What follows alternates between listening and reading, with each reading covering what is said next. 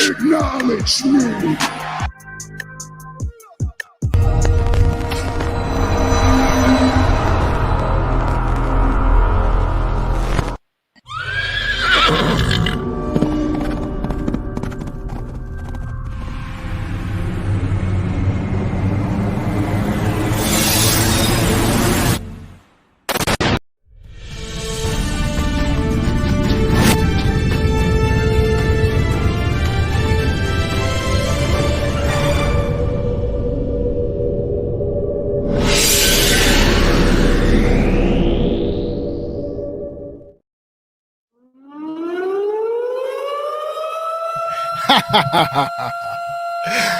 Oh, man. Yes, ladies and gentlemen, yes, this is it. Sound the alarm. This is it, man. This is it. Went ahead and started the show way earlier because I got here earlier, but man, I don't even know where to begin, man. I'm so excited. If you don't know, my name is TGK here on TGK TV, where I do a Mavs pregame show, but that really don't matter today, man.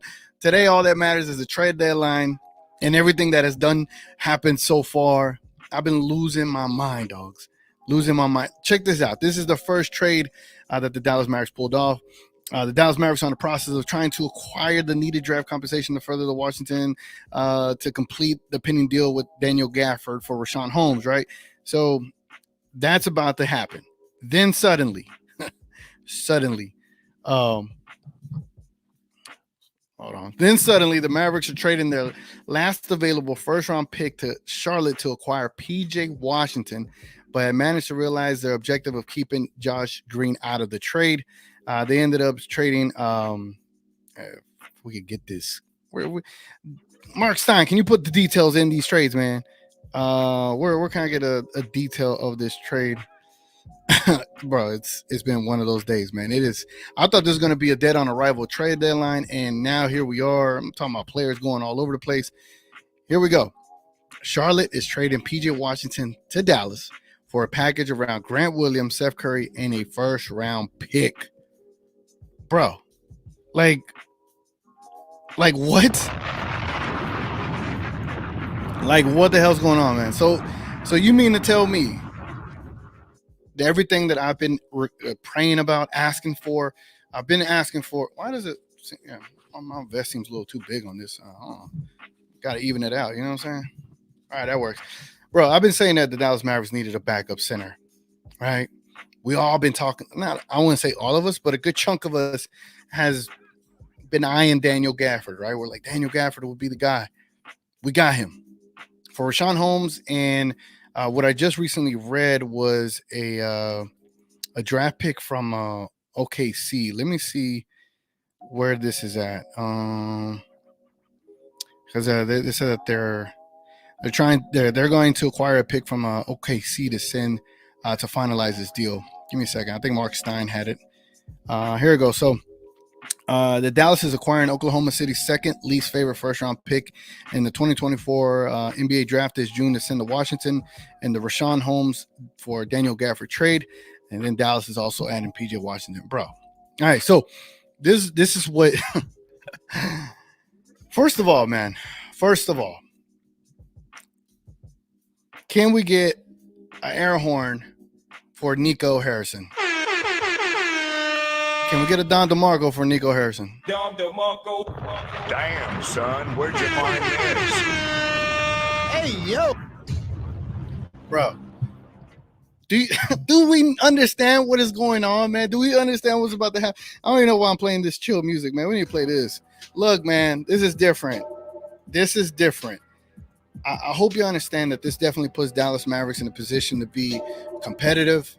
They can now be potential title contenders. When you get a backup center like a Daniel Gafford, whether he's starting or being a backup, right? Now you have someone that's going to help Lively. But more importantly, you're not going to have such a major fall off from your center position.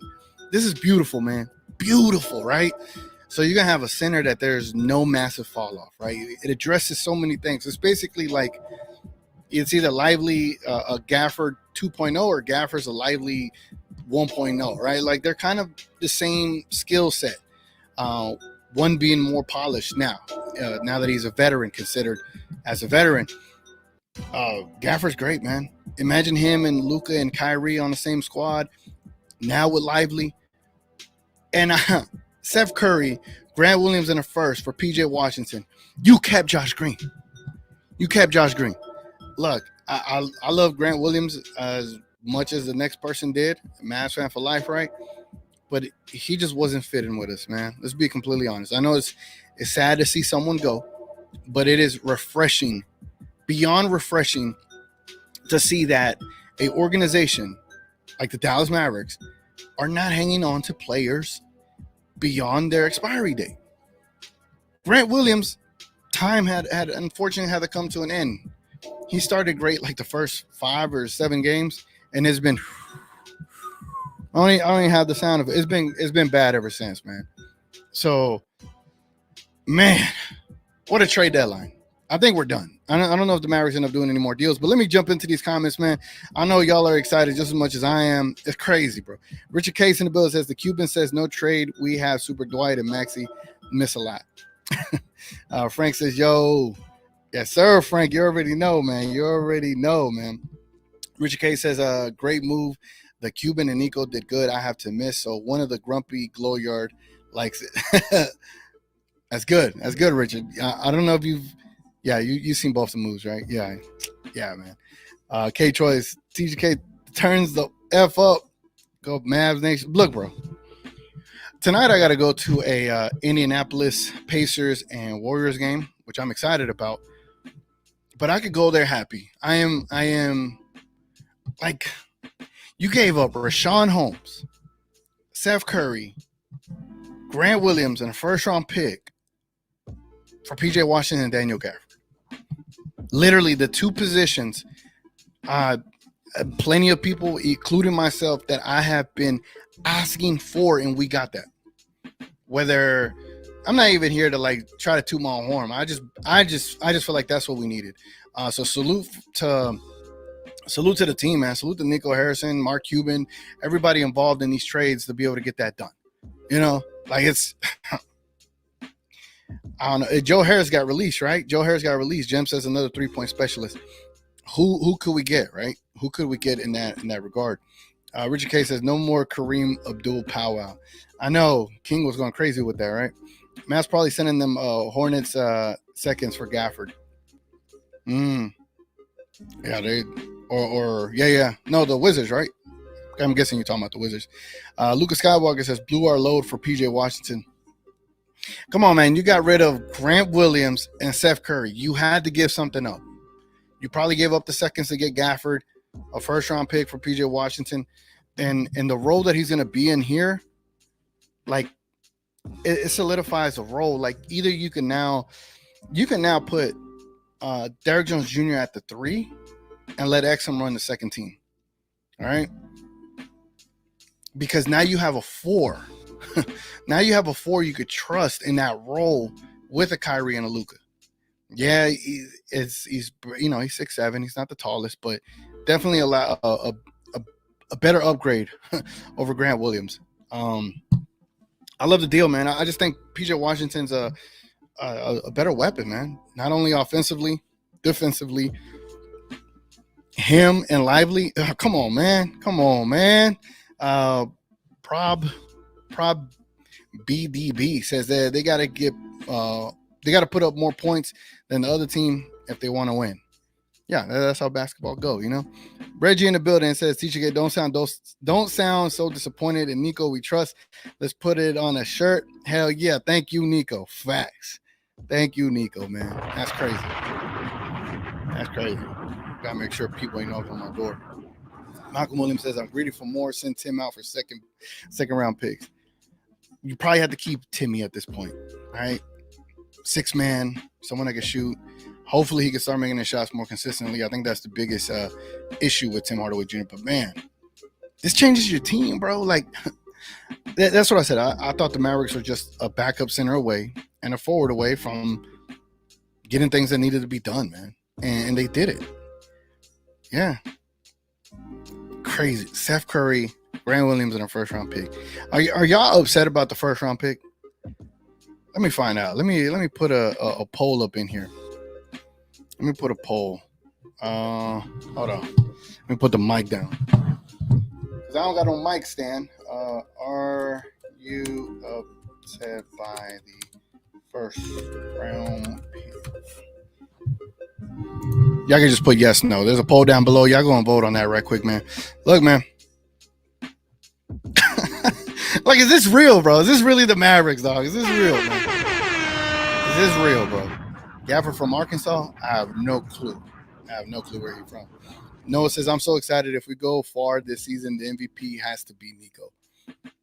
Great point, man. Look, man, I don't even know where to start, bro. Like, all right, so think of it this way, right? You probably got Luka, Kyrie.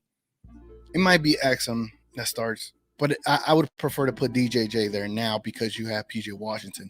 The reason for that is because I like the idea of Exum being that third person that could move the rock around. But PJ Washington helps you out offensively, whereas if Derrick Jones Jr. was at the 4, he could slash, but you're really dependent on being open, right? PJ Washington could go get his own bucket.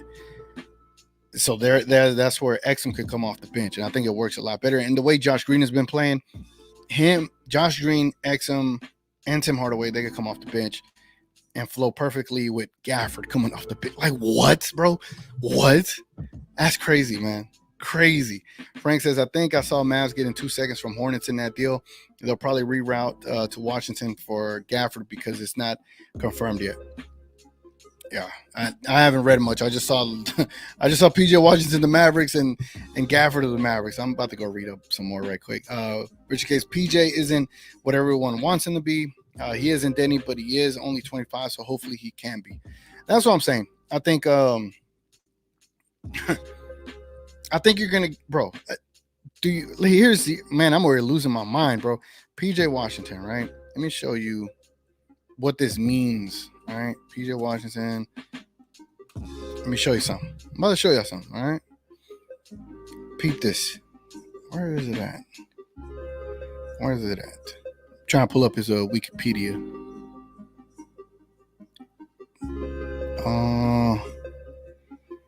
So PJ Washington, bro, he went to high school over here in near Dallas and Frisco, Texas. So he has some kind of connection to being in the DFW area. So, you know, he's I heard that he lived here for a decent amount of time. So he's got a little bit of a connection to the city. So being able to come back here with this team, bro, come on now. Sound the horn. Let's get it. Noah says, we are trading Grant Seth for PJ Washington. Let's effing go. Facts. Larry in the building. What's up, Larry? Willing to admit when I am wrong. I assume the Mavs wouldn't trade Grant due to him and Luka friendship. I'm proud of this front office. They were able to do all this and keep TAJ 19 points per game. Look, we all win, bro. You win. Johnny B wins. The Mavericks organization win. And more importantly, Luka and Kyrie can now shut up all the haters because you basically have a team. You have a team now. What were we going to do with Rashawn Holmes, Seth Curry, and this current iteration of Grant Williams in that first round pick and those seconds? What were we going to do? You know what I'm saying? You got Gafford and PJ Washington, bro. Like, oh, man, bro. I don't know what to say, man. Now, if Lively gets injured, we still got Gafford. Gafford averages more blocks than Gobert this season.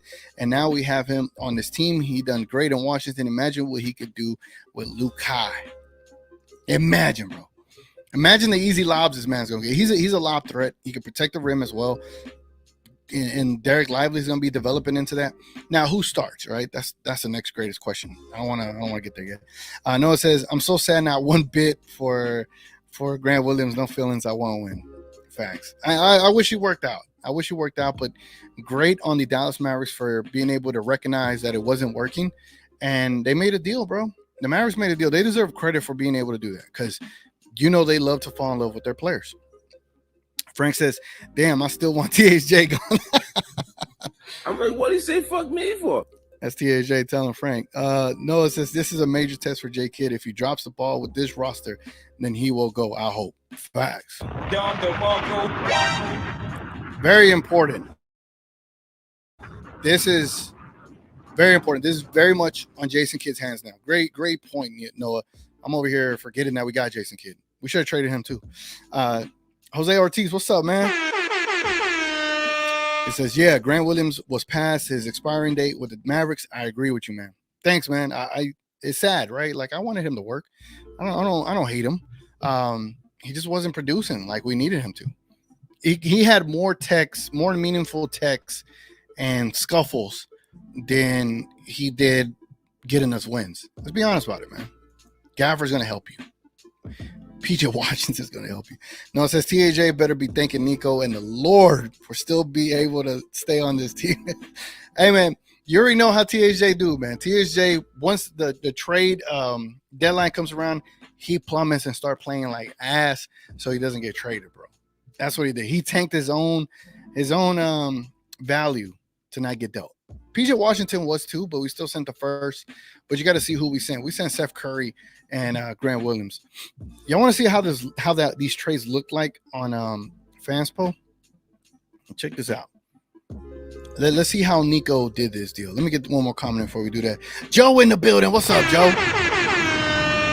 He said OKC is sending their worst 2024 first-round pick to complete the Gafford trade. The question is, what are we giving OKC to give up that first-round pick? That's a great question. I haven't even considered like what the hell's going on with that or how does that even work. And let me check Twitter. See if anything. I've been assured that the PJ Washington acquisition is independent on the Gafford acquisition, the latter of which the Mavericks remain confident of completing. Awaiting trade call with NBA on that one. 9 minutes ago from Brad Townsend. So it seems like everything's going to be, hopefully everything goes through, right? Let's see. Let me see. See if there's anything else that's coming up.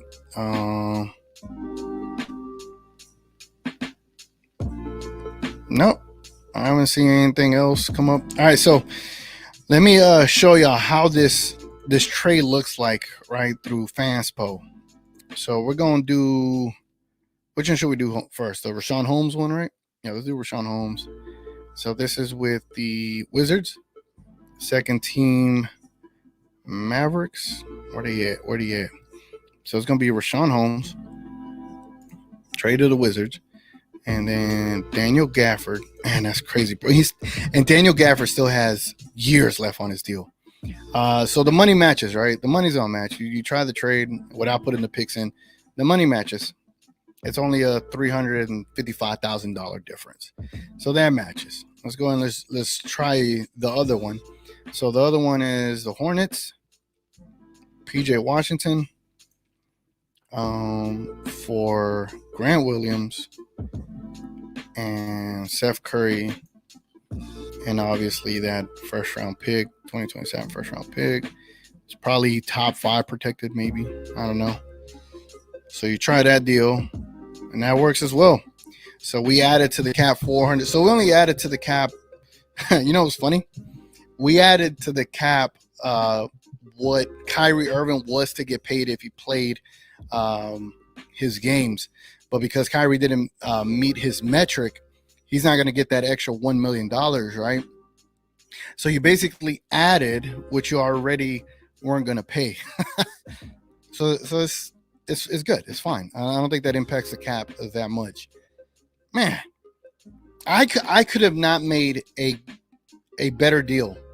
Like if I was on Fanspo trying to trade for PJ Washington, this wouldn't have been my first trade. You talking about he sent Grant Williams and Seth Curry and a first round pick for PJ Washington. Nico did that, bro. Nico did that. Because even if I would have done that deal, people would have been like, nah, that's not enough. You know? Hey, man. Shout out Nico. Frank says, where Div at? He needs to give Nico his props. Thanks.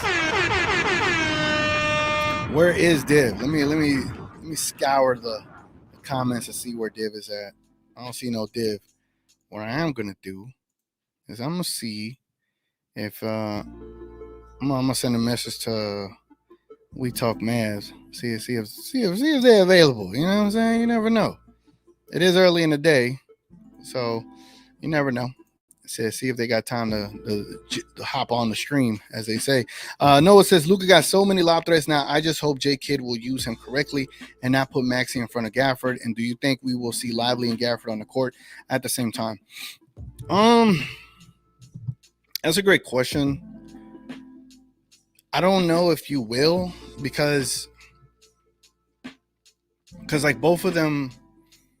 I don't know about Gafford being able to spread the floor. Like if either one of them can't spread the floor, there's no reason to play them both unless you're trying to like shore up rebounds and protect the paint.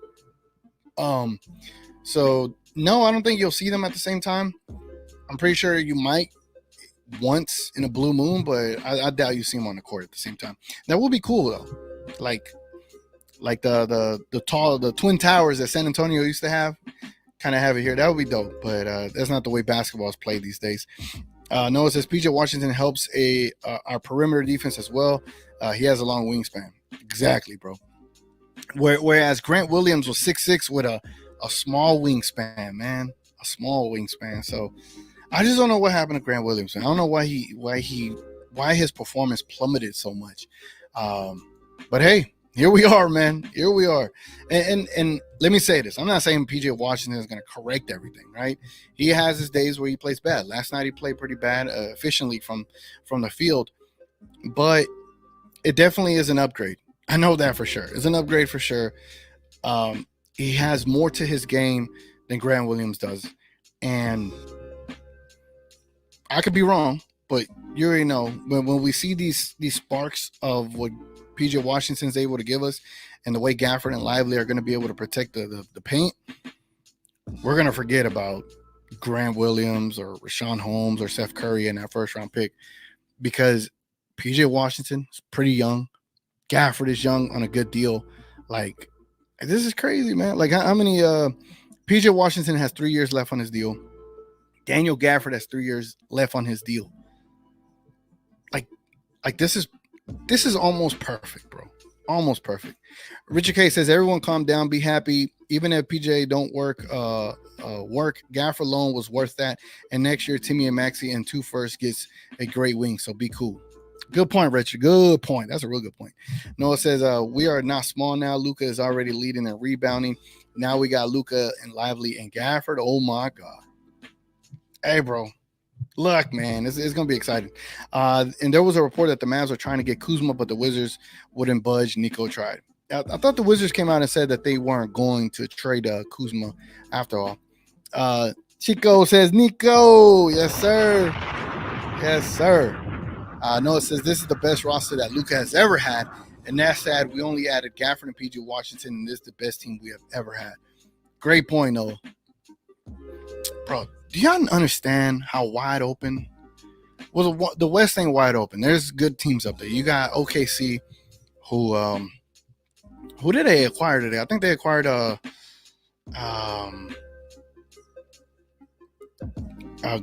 Gordon, right? I done forgot his first name. They acquired Gordon Hayward. There we go. Clippers are pretty good up there, and the Nuggets, and who's the other team? Clippers, Nuggets, OKC. That's like another team I'm totally forgetting about. Hold on, let me see NBA standings. Oh no, the Minnesota Timberwolves, right? Yeah, I'm tripping. Yeah, they're gonna flame out. Just watch. Kareem in the building says, TGK, get TAJ off the team still, even for picks. I don't care. I'm like, what do you say fuck me for? Rel's in the building. What's up, Rel? My guy in the building. I saw that stat on Twitter where if Luka and Kyrie both scores 30 and hits 4 threes and we are undefeated, and now Luka and Kyrie don't have to do all that because now they got good pieces around them. Man, crazy. Let me check Twitter just in case there has been any more trades. I ain't trying to miss. You know what I'm saying? Let's see what we got. Also, look, Grant Offset posted this. Look, I know I'm not tripping where Grant Williams production just fell off the cliff, man. So there's a Grant Williams production breakdown. First 8 games, averaged 15 points, 4 rebounds in 31 minutes, shooting 55% from the field and 53% from 3. And then the next 40 games, averaged 6.9 points, 3.5 rebounds, and 25.2 minutes per game, shooting 37.8% from the field and 32.9% from 3. That's tough, bro. Hey, look, man. Look. Certified ass. Oh, man.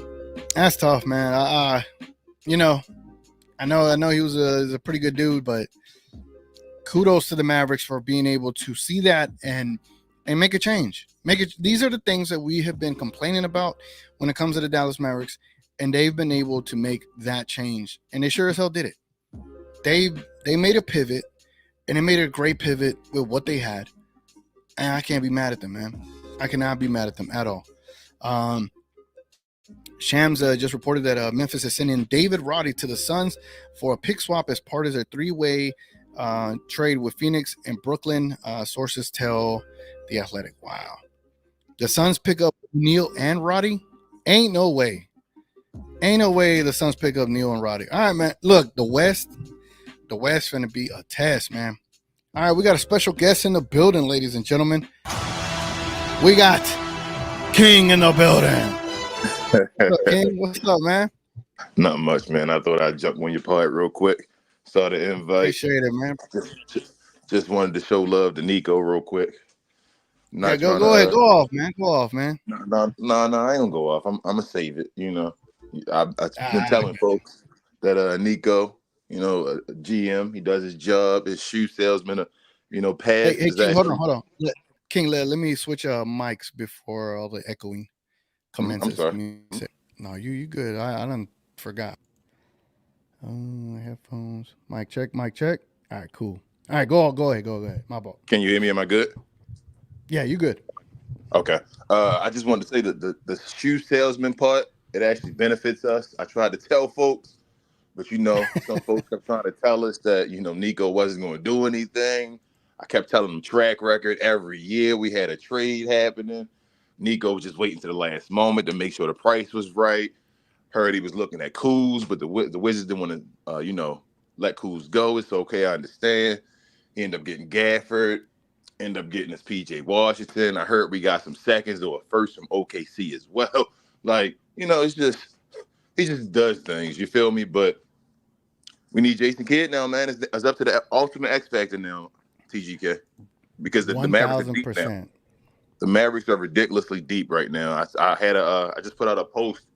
The starting lineup is what? Luka, Kai, then you got either DJJ or Exum, then Washington, and then Lively as your starting lineup. Then on the bench, say if you got Exum on the bench now, you got DJJ starting. Exum runs the point guard with Green, THJ, what's his name, Maxey, Gafford. You still got Hardy on the bench. You got Omax, you got Lawson, and you still got Powell. What people love the Kareem Abdul Powell. Whatever, man. He didn't get rid of anybody that anybody loves. You feel me? So he kept it. If you loved him and you said, "Oh, we need him. He can help." He's still here, and he got his additional help. That's what Nico does, man. Like I tell everybody, cherish Nico right now. I can see what he does. Mark Cuban is the hindrance at times. This dude is amazing. He's special, man. Like he's special. I'm telling y'all that. That's all I got to say, TGK. King, do you understand how perfect these trades were? I understand. Let me, because I put a poll up where I asked about if anybody was upset with the first round pick being used. 27 votes, 85% say no. So that lets me know we're all kind of calibrated. So here's the thing: if I think the starting lineup should be Luka, Kyrie, DJJ, Washington, and Lively. Now I'm off of the Exum starting solely because you got Washington. Washington is like, he could go get his own bucket, right? Versus where you had DJJ at the 4, you needed a third person to be able to help, right? Offensively. I agree. Now you could put DJJ in his natural position. Everybody's in a natural position in a way. And Exum can run the bench. Yep. Right. Exum can run the bench now. So you don't got to worry about Hardy being a point guard off the bench. I was thinking about that as well, TGK. Exum should probably run the bench. Exum can now run the bench.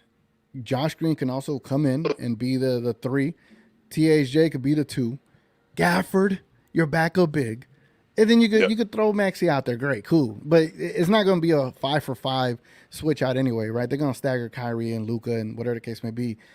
But Bro, we like got 11 players. 11, 12. Yes, bro. We're play down, TGK. Bro, King, do you like we are on the cusp. If everything works out and if Jason Kidd can get his head out of his ass. It's Jason Kidd. It's Jason Kidd, bro. We are contenders, TGK. This is a contending squad. From what I just read off the depth. Jason Kidd. It's Jason. We just introduced a whole new dimension of our team by adding PJ Washington and Daniel Gafford. 1,000%, bro. Daniel Gafford averages over 2 blocks a game. PJ say that again? You mind saying that again?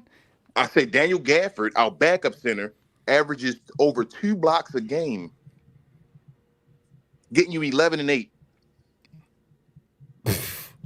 our starting power forward gets you 17, and he can do it on his own without even getting the ball from Luka Doncic. You can give him the ball at the free throw line. Guess what? PJ Washington gonna score that bucket.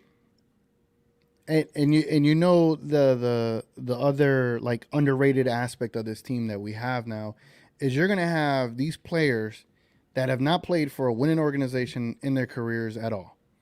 Now they're gonna be playing for a winning organization for the most part with the Kyries of the world, right? With a Luka. I don't think people understand that they're gonna be playing motivated, bro. They're gonna be playing meaningful basketball now. And that's a whole other element that we haven't seen from them. Everybody in our starting lineup, other than Lively, really, can go get a bucket on their own, bro. Yep. Everybody in our starting lineup can put the ball down and dribble and go to the rim. Let me look up PJ Washington's 3-point percentage. I haven't seen it in a while. It's on like 30-something% or something like that, but he's not getting a Luka. He can shoot the 3. He'll be fine at the power forward position shooting for us, but he's not. I'm not even excited about the 3-pointers as much. The 3-pointers will come. That's fine. Pause. Yeah. PJ Washington can get the ball and go score on guys at the rim. We don't have that at all. Maxi Kleber cannot do that. Dwight Powell cannot do that. Rashawn Holmes, but you feel me? When we had him, but Jason Kidd didn't want to play him, so we never really got a chance to really even see it. PJ Washington is a bona fide bucket at the 4 position. Mm-hmm. He can take the ball anywhere from the 3-point line, wherever, and get to the rim and lay the ball up. Yep. Bro, our whole team can dribble now. If DJJ gets a collapse, he can dribble by and dunk or whatever, or lay the ball up. Yeah. Oh, man, Nico, what did you just do, man? Jason Kidd, he has no more excuses. King. This is it. Check this out. Look at this. I am shocked that this even happened. Look at your screen. Detroit Pistons are releasing? Wow. What? Go get that man, bro. I love Killian Hayes. For the Why would they release him? Go get him, bro. Go get him. What the hell? I feel like they're gonna. Why would they release him? I don't know. I guess Detroit has to release 3 players, I think, because they got too many players. So they have to get rid of players. They have too many on the roster. That's why they just released Killian. I would go grab him, but I think what's his name? I think the Raptors might release Spencer Dinwiddie. The Raptors, the Nets or Raptors? The Raptors. The Nets traded Dennis Schroeder. They got Dennis Schroeder and somebody else for Spencer Dinwiddie. Yeah. Man, that's crazy. There's so much news and trades going on. I can't even keep up, man. That's crazy. Yeah, Dinwiddie went to the Raptors. So I'm thinking if this is last year, they might buy him out. Yeah, give me. Damn, what do you want? Killian Hayes or Spencer? I mean, for the low, if we buying out, I'm probably going to take the veteran presence. So Spencer Dinwiddie, who we already had. If we just buying for the low, if it was a younger guy, I mean, if it was a real contract, I usually go for the younger dudes. But older dudes, the buyout dudes, are usually vets that you want on the team. So I would probably go for Spencer in that situation. But I mean, I'm not mad I'm not mad at the team either way, man. Like, they can be done right now, to tell you the truth. I don't think it may not be done yet because the Daniel Gafford one isn't finalized. They may be looking for another team or something to do with the other draft picks, the other second or whatever, to see what they can do. Like, I don't know if Nico done. I think he's still in the kitchen cooking, but we'll see if he can get anything else finished. Yeah, if he was done, I'm still content, like beyond content. Yeah, absolutely. You know, Vulgaris, he just tweeted this. He said the 2024 pick they are giving up to get Gafford is likely not too valuable, possibly weak draft, and its lowest available pick OKC will have. But the Mavs have used a first to acquire their starting center, nice pick. Traded a first to get their backup center. They could have kept the OKC first they got in the swap deal, and given up a swap. Use this to get Grant Williams, another first to get PJ Washington. This is aggressive. So you got Vulgaris talking about the Mavericks being aggressive. Yep. So King, I wanted to ask you, the fact that the Mavericks were able to identify that Grant Williams was not working anymore, and the fact that they dealt him, that tells you we're under a new regime. What does that tell you about the Mavericks, and how do you feel about that? The fact that they actually traded Grant Williams. That tells me that the only reason that Maxi Kleber and Dwight Powell is still here is because of Mark Cuban. Like, I've been yelling forever. Like, Rel's been yelling forever. Like, we've been yelling forever when we talk Mavs. The only reason that those two guys are here is because of Mark Cuban. Nico knows what he's doing as a baller. He knows who to trade, who doesn't fit, and all that. The only guys that need to stay here are the guys that Mark Cuban wants to stay here. So that's all that shows to me, man. I'm pumped. Like, this is amazing. I can't wait to play with this team on 2K. You feel me? I can't either. I'm like, man, let's get home. Let's get on 2K real quick and run with this squad. You feel me? Like, that's how I feel right now. So I'm like, man, this is an awesome day to be a Mav, man. Mav fan. And we got a first from OKC. What do you think we traded to OKC to get that? Because that hasn't came out. I'm not sure. I'm not how sure. We got there first. I know. So it is the first we got from OKC. Yeah. We got. Which I don't is like the lower one. So I'm assuming it's probably a pick swap. Maybe we did a pick swap. You saying that's Bronny? Probably. I don't know, because you can't trade any of the first. So I'm assuming maybe they traded their first to OKC to swap with them, to then trade that pick to Charlotte for what? I don't know. How about I said this to you? What if I said this to you? Let me break it down like this for you. Screw that OKC trade. What if I told you we traded, right? 2 first-round picks, right? And Davis Bertans, right? To get Kyrie, Lively, Omax, Gafford. What would you say then about Nico? I would say that in Nico we trust. Like, okay. Like come on, man. Like, we were on the cusp, though. Literally a week ago, we were on the cusp of, like, what are we doing? Why isn't Kyrie playing? Why haven't we improved this roster? This front office sucks, which was all valid, bro. All valid up until tonight or today. Because honestly, I was okay if we stood pat and didn't make deals that we lost. I was big on winning the deals. So far, it looks like we've majorly, I don't even know if that's a word, we've won these deals by a landslide. I don't care about no 2027 first-round pick. You got PJ Washington at 25 years old for 3 years and Daniel Gafford at 25 years old for 3 years with a 24-year-old Luka, with a 19-year-old Lively, 22-year-old Josh Green, a 20-year-old Jaden Hardy. Come on now, bro. Come on, man. Yeah, TGK. What you say? You see our thought line of young? Yeah. Yes, sir. You see our team is young? Yeah. You say we hungry? Yes. We aggressive, man. Nico, I'm trying to tell you, you can get whatever you want. Don't ever look. People look at the numbers. We had 1 first rounder. That's all we needed. One first rounder, and we can get something done. It's just about waiting it out. You hear all that? No, our teams want this and that. They want that and this. We'll see what that is at the trade deadline. And Nico did exactly what he's supposed to do. He didn't overpay. Nico is not overpaid for anything yet. He's underpaid for everything. Everything we did not believe we can get anything that Nico has done so far, but he's done it.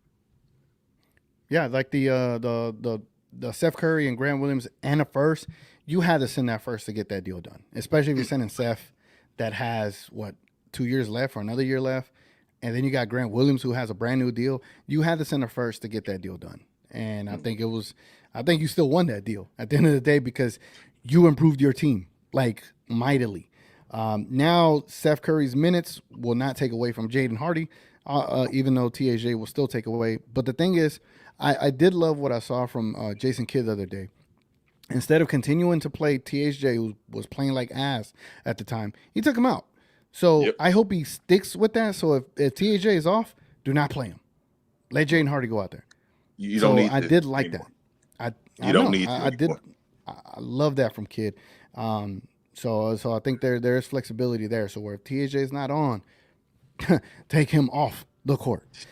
But yeah, man. How long you think you can stick around, bro? I'm good, man. I'm good. TGK, go to a different segment, man. If you need to, I'm sticking around. After this, I'm probably gonna go do an emergency playback or whatever like that. I'm still sitting here. I just woke up. I had an off day.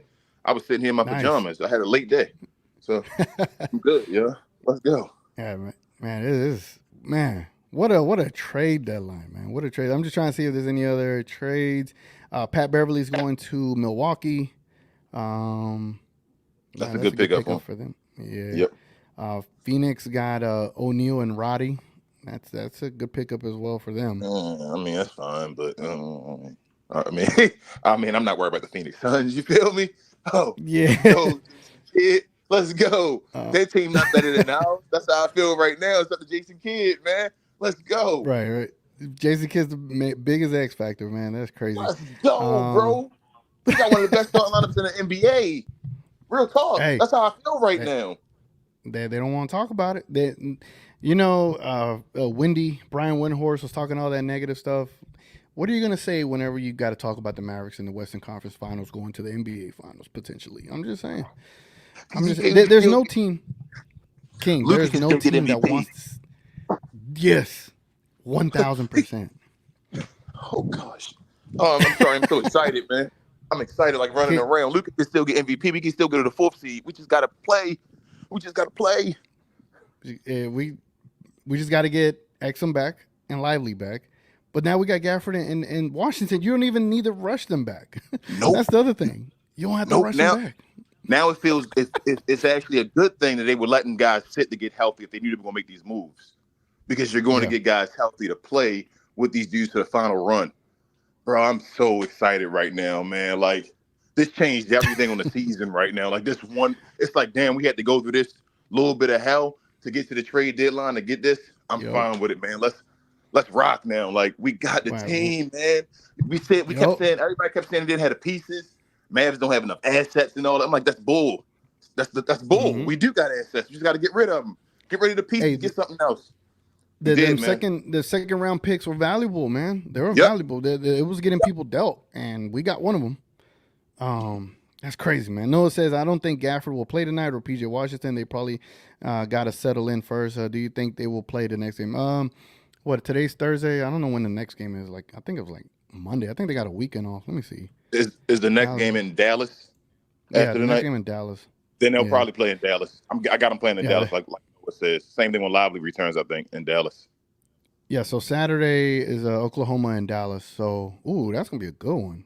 I might have to try to especially with the Knicks. Especially with the Knicks missing folks today, possibly. I think they let guys sit out still today, and they bring the whole team on Saturday. That's when we start rocking. Yeah, because the league still got to approve this deal. Then they still got to get all their travel arrangements done. So I think Saturday, one of the two at least plays, minimum at least, or hopefully both. Lucas back up to the Dave Gafford. I'm about to cry. Wait up, man. Question. Who starts? Gafford or Lively, bro? Lively starts, man. Stop that. Okay. All right. Stop that. Lively starts because he's younger and he's better. He has more upside as well. Like Lively, you don't take Lively's starting position away. You got Gafford to be a backup center. But the thing is that if Lively struggles or goes into foul trouble, like they can play comparable minutes. Yeah. Basically, that's how I feel.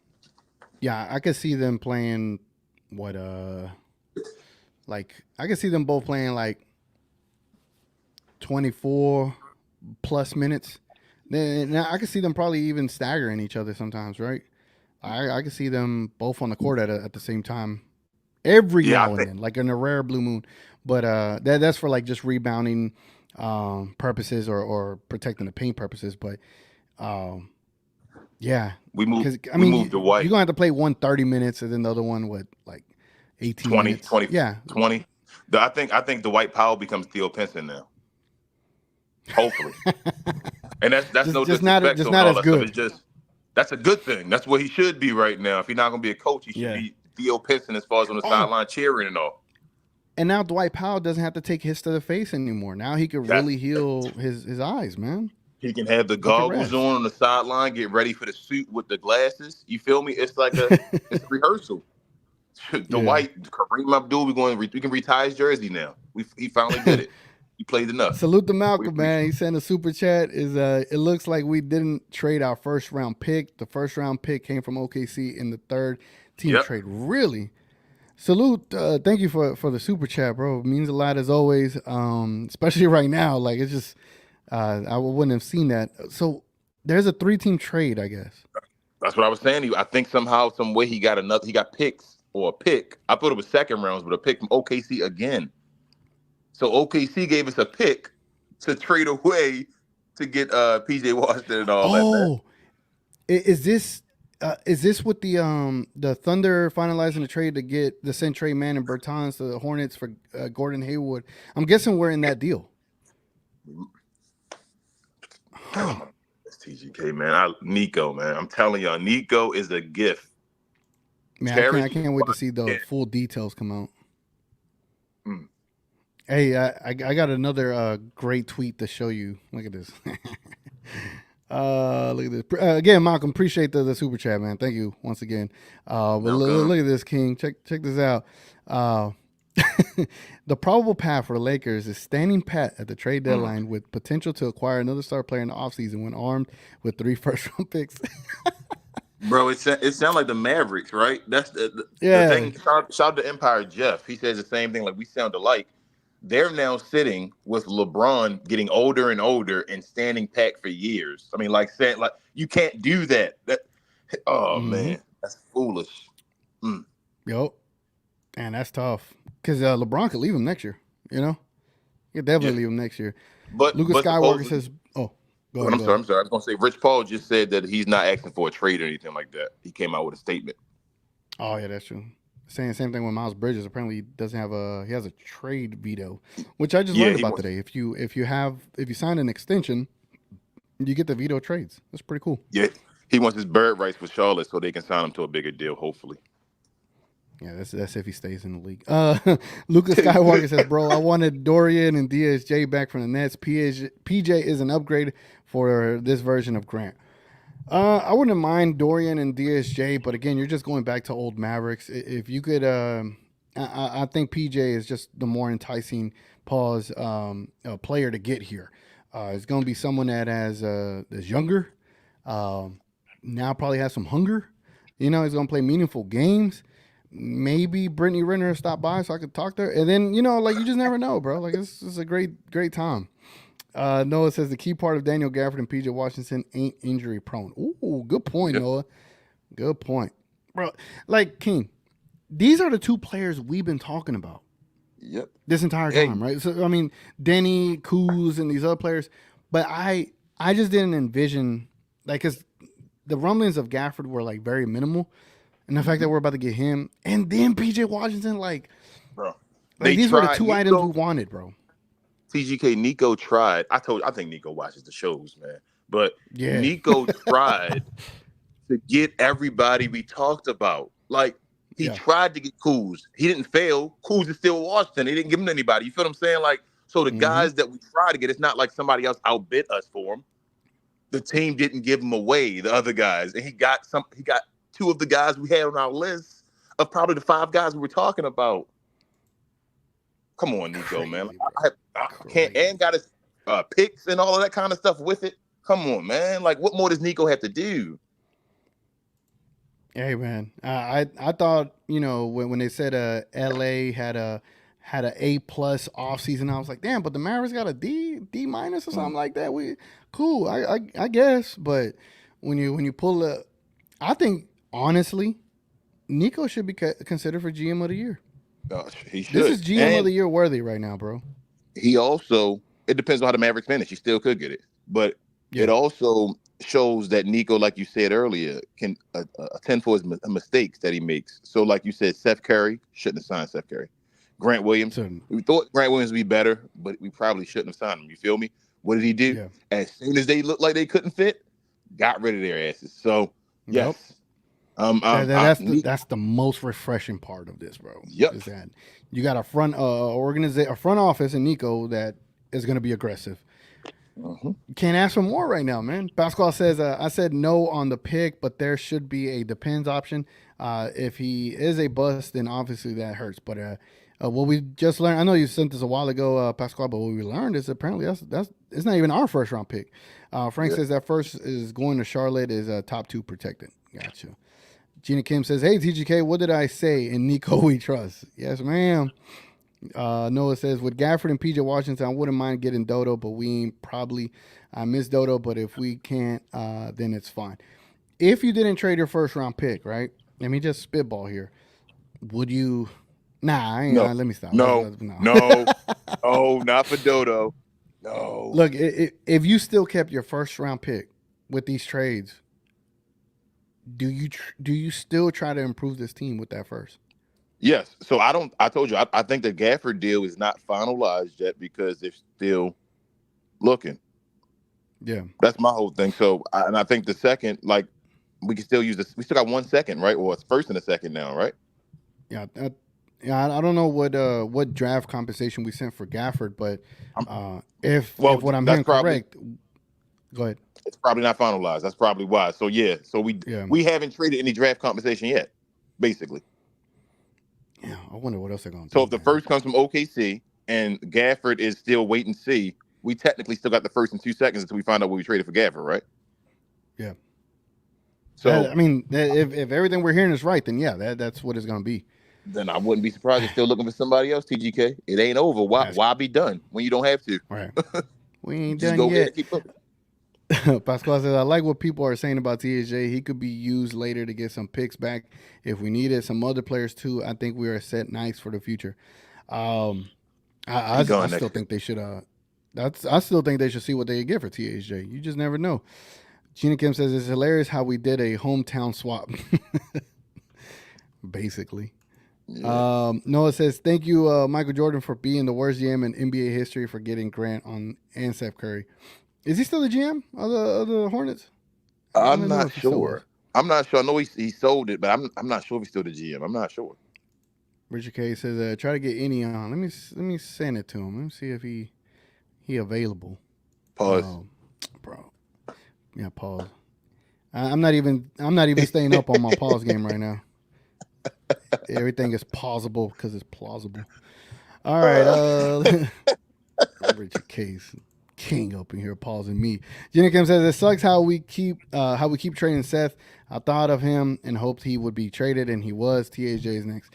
Yeah, no, it's a business at this point. He's been traded away from us a couple of times. So, hey, man, I don't care. I'm trying to win. So it is what it is, right? If I was willing to trade Dwight Powell, Steph Curry just had no role here, bro. Let's be honest. Frank says, Gafford is more of a. I was going to say, Tim get his last hoorah to try to win a championship because he traded in the offseason. That expiring contract is gone. Yeah, bye-bye. For sure. Frank says, Gafford is more of a traditional center, no spacing. Got it. Yeah, so you might not see him and Lively out there together. Yeah, maybe you would, but I doubt you do. Unless Lively starts shooting threes. Yeah. He probably can now, right? He can space the floor. He might get wide open ones. Virgil K says, I might not always agree with any, but mostly, just mostly, but I respect the way he sees the game, you know. Yeah, man, and he's dope, bro. Gina Kim says, any more news on the Gafford trade? I heard we're using a OKC pick, but they're not done yet. Yeah, Gina, I know this is like 30 minutes ago you posted it. We talked about it a little bit. There's like little news that's coming out, so whatever we're hearing through the grapevine, we're just hearing it. Noah says, no more excuses for Jason Kidd. If this don't work, then it's on Jason Kidd. What is it, Jason Kidd? Our clear now. Our ceiling now ain't even the play-in. We have to make the playoffs. Facts, bro. At least a fifth seed minimum. Pat, what's up? Pat says Luka is capable of taking this team to the finals. That's what I'm saying. You get Luka and bro, King. Name me one team that will be comfortable facing this current team with Luka and Kyrie in the playoffs. Name me a team. None. I think None. I mean, this is not hometown. I'm not hometown, so it's not that. But it's not fandom biasy. But I really, right now, if we're putting it on paper, you got to have the Clippers, and you have the Nuggets because they're champions, right? So I'm gonna give them that respect, Right. even though I don't think they're that serious this year. And I'm gonna give the Clippers because of their pedigree and who they have if they stay healthy. Other than that, in the Western Conference, I don't think any other team better than us right now. That's how I Look feel. who we got, As far as King. the Look lineup. who we got. Look who we got in the building. We got Any in the building. This What's up, guy. Any? What up, guys? How are y'all doing? Happy trade deadline day. Happy trade deadline day, my guy. Hey, Any, go ahead and let us know your thoughts on these two trades. What you feeling? What you thinking? Where we going, man? Where we going with this? So it definitely puts us in better standing with the Western Conference Western Conference. You know, I can't really say until we start seeing the product on court, but it's undeniable that on paper the Mavericks made two major deals to get us in position to make some noise come playoff time. I've been wanting Daniel Gafford on this team for years. I think I actually originally wanted the Mavericks to draft him, but I think they traded down and then they picked up Isaiah Roby in that draft, if I'm not mistaken. So I was a little upset about that. And then PJ Washington. I mean, look, Mavs Twitter has been all over this guy. How many times have we had to do it other than Luka and Kyrie that's capable of putting up 40 points? And I mean, I guess we had Tim Hardaway do that, but now we have four people on our team that has done that this year. And I'm talking about Josh Green, who's had a recent kind of emergence. So hopefully he keeps that going. So, I mean, our team has a lot of depth. Our team has way more size than what we had previous. And it's a lot more functional. Gone are the days, hopefully gone are the days when we're rocking with these with these super small lineups when we had Grant Williams at our 5 and we kept getting out muscled and out. Like if you ever play basketball, like I get it, you can run the floor, but if you're small, you have to work twice as hard to get anywhere close to what a normal size team is. So that I'm thankful, and hopefully PJ can reach a whole new level. I was watching a couple of his highlights. This is kind of like my scouting report. I was watching a couple of highlights on PJ Washington, and yes, I know he hit the three, but he can also put the ball on the ground. And a lot of the times when I was watching his closeouts, it was actually like pretty weak closeouts. Now I'm not saying the closeout itself was weak. What I'm talking about is the length and what the closeout has to, travel. So the person driving, who's not Luka, who's not Kyrie, didn't garner that much attention. So when the ball was kicked out to PJ, the defender was basically pretty much already there. And he still attacked it, and he was still able to, do something off that. So, imagine how that will be when real gravity is being, pulled from his defender. And another thing I'm excited to see is, is he going to be the guy in the middle when teams eventually double team Luka and Kyrie? Yep. And I was watching like a lot of his highlights is him hitting that floater right down the middle of the key. So he has a little bit of a float game. He has a midi type, game. Put the ball on the ground. It hopefully makes the game a lot easier for Luka, for Kyrie, and it's definitely going to make the game a lot easier for PJ and the guys. So I'm excited. I'm I am hopeful that this can turn on our season, and hopefully we can win at a more respectable pace. I Facts. hope that, and hopefully these guys can get on the court here soon. Yeah. I'm really happy about this Gafford trade. Like I'm excited about the PJ one, but it's like, Dwight, he's been playing, he's been balling these last two Hey, games, Kareem Abdul but Powell, stop yeah, playing, he's Eddie. Stop playing. we used to pray for days like this, bro. Hey, hey, man, Tim Hardaway Jr. is now the 4th or 5th option, man. Yes, yes, Whoa, what? yes. Yeah. Put him in his natural PJ position. Washington. That's exactly that's so awesome. And then PJ Washington can score him under the and rim, Andy. so imagine PJ can possibly be a Christian Wood that plays defense. Yep. Hey, yeah. Yep. Hey, people can't complain about Christian Wood now. Yeah, I mean, they won't be able to complain about Washington because he has he's a better defender by far, a better defender, and can get his own bucket. And But I like, just tweeted. like you were, go ahead. I just tweeted this.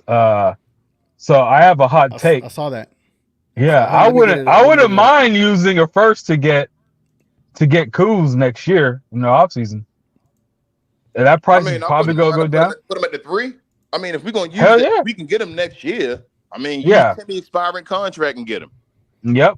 Because Timmy gonna be expiring in the offseason, right? Let's use Yep. And they're right around about the same. So hey, these are things that the Mavericks can do. Now, this is what I was talking to you about on what was it, playback, or is it playback? Yes. We have the 2 hardest spots in terms of team building taken care of in Luka and Kyrie. And now for some reason the Mavericks haven't been capable of getting the center pretty much ever since I've been a Mavericks fan, except for the 2 years we had Tyson Chandler. But now we have, those spots covered because we got Gafford next year, and we still got Lively. We got PJ, who's very capable. I mean, if we can add on that, it's not that much harder. Like we're that much closer to a team that can contend, if we're not already that right now. So TJ, can I answer 2 things of his real quick? Then you have the floor. One, I think I told TJ right before you hopped on, Annie, pause, that the Nuggets, because they're a championship team, I'm gonna give them the respect. Okay. I don't think they're that great still, but I'm still giving them respect. And the Clippers, because of their pedigree, the players, if they stayed healthy, the only 2 teams in the Western Conference now that I feel like are better than us, that are bona fide better than us. That's it now. Up to Jason Kidd. Everybody else, I'll see anybody else in the playoff series. I'll see them 2 in the playoff series, tell you the truth, because we got Luka and Kyrie. But the only 2 I'm like got the respect of saying they're better than us, probably should be the favorite, are them 2. That's how I feel right now. 1. 2. I'm trying to go down the line right now, and I can't think of a team. That's how I feel. But 2 on the playback tip. So we got like Div and all of that. I want to let you know this. I trusted Nico, so I didn't think we should trade Kyrie. The question was, if we don't do anything, would you trade Kyrie? If we didn't do anything, we should have traded Kyrie, because then that means we don't have an idea or a vision. That's my whole conversation with that. But I believe Nico would make a trade. And the trade got done. So I wouldn't trade. I wasn't on the trade Kyrie bandwagon. I just said if we don't do anything, we need to think about trading Kyrie, because why do we get Shout out to Rel too, because he did say he was predicting 2 trades today. So he was right on the head. Yep. He still thinks, like I said to him, is the Daniel Gafford trade like finalized yet? I think so. I didn't see it finalized. When I saw it finalized with PJ Washington, not for Daniel. No, I think there's he's not finalized, it still need to be another team they're looking for. Yeah, I think that one's still. I think the PJ Washington is pretty much finalized. It's the Gafford that's still pending. Like I think they may be waiting for another team to see if they can get even more, possibly, because they still have a roster spot open now. So I don't know, man. This is a couple of things I'm hoping for. Now, this is me being greedy because the Mavericks did an amazing job today. So, if there's a way they can pick up the Killian Hayes contract that just got waived from Detroit, maybe Toronto buys out Spencer Dinwiddie. That's what I'm saying. Toronto, Spencer Dinwiddie. I've been looking at that. And I mean, the Nets were thinking about it. But who knows? Who knows? Because I mean, if they're not contending, who really wants to be in Canada? Are you If they're not, would you rather have contending, Killian Hayes or Spencer if you got one spot left? probably Killian Hayes for defensive purposes. I think he's your Dante Exum insurance. But for vibes, I'm Spencer. I know Spencer's more capable offensively, so it's all depending on what do you think we need. I usually take the vet, as I was telling TGK on the buyout market. The vet guy that's already established that you can get for the low. So I was thinking Spencer, but I'm not mad at Killian Hayes. If you're contending, you have a point, because if you're contending, you do want that experience. And I mean, look, and now that I'm thinking about it, I'm kind of switching my answer to Spencer, because these last 30 games, you kind of want that curve, that learning curve, the learning, the cohesion of everything to be faster. And so because we already have some history with Spencer, we're kind of in win now mode. So you might as well try to shorten that process as much as possible. And with that being said, you Spencer's the answer for that. Yeah. Salute to Frank. He sent a super chat. He stated PJ had a defensive rating of last year of 109. And with that trade, Mavs currently have one roster spot open.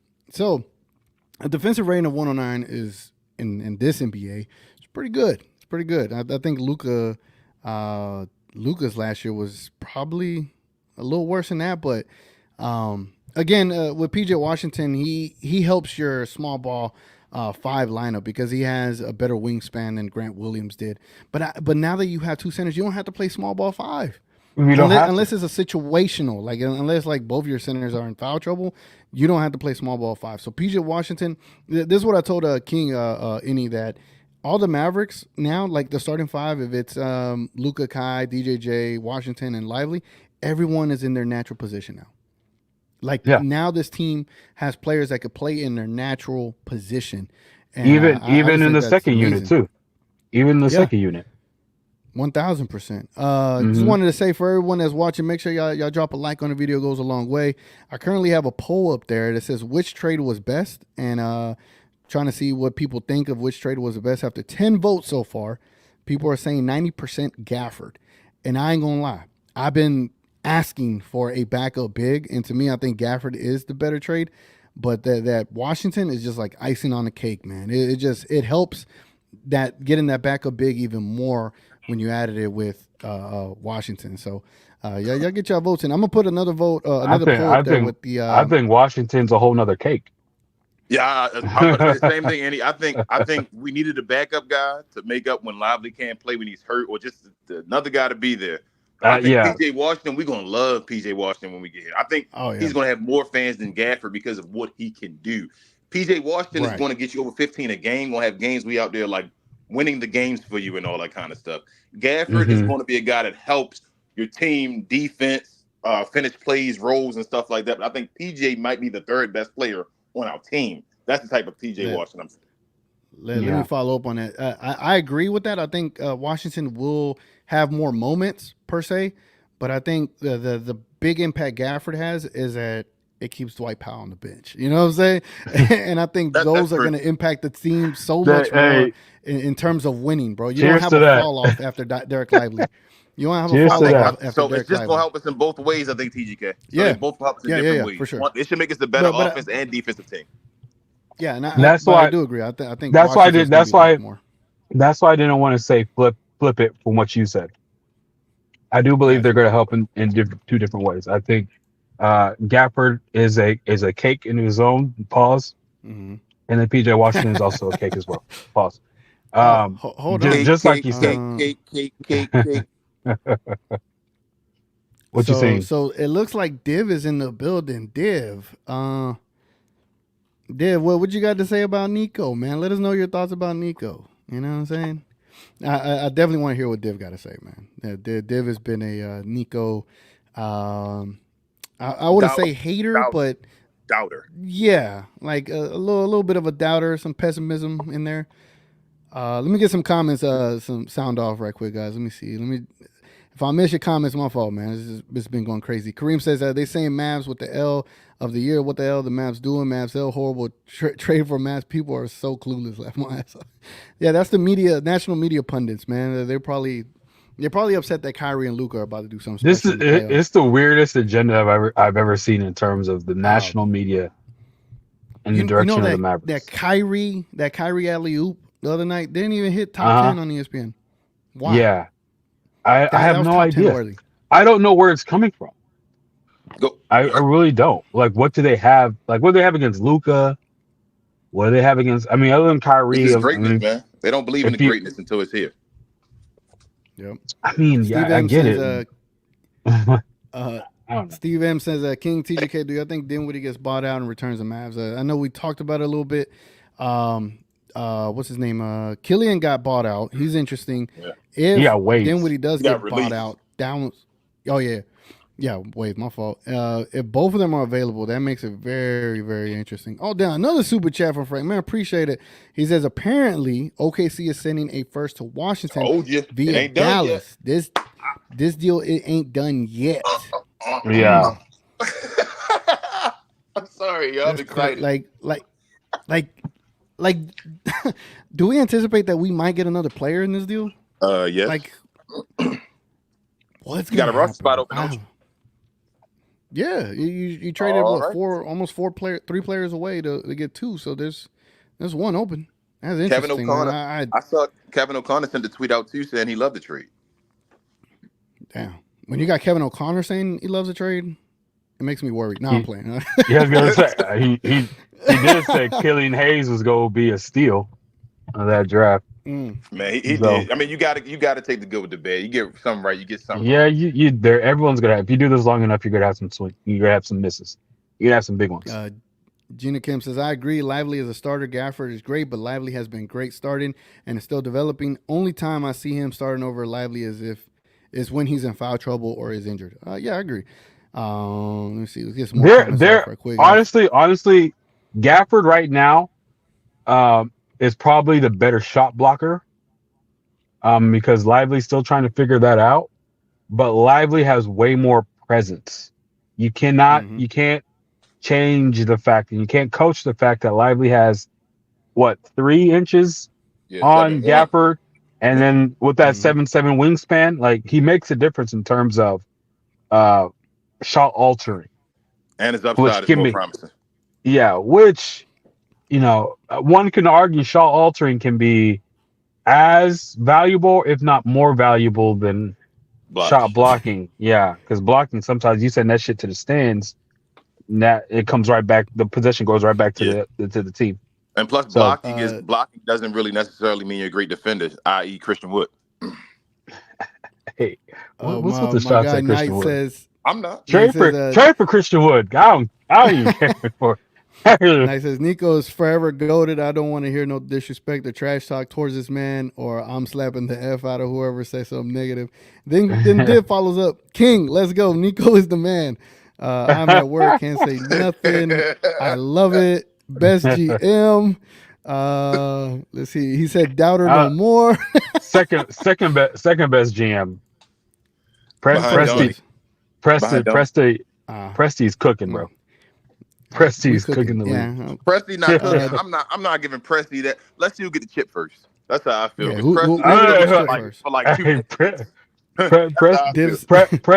Presti built the contender, lost all of it, and built the contender again. Yeah, it still ain't win the championship yet. So at some point, you gotta win a chip. That's all I'm saying about Presti. Like, let's go. Saying Presti, right. Waiting. Okay. So somebody take a picture right here. Nico MVP. Jay Magic says, "Tell me don't watch Mavs without telling me don't watch Mavs." Maybe there was a comment up here. Oh, let me see what he said. Watching ESPN is so funny. Perk said Mavs moves don't move the needle. They lost shooting and wings.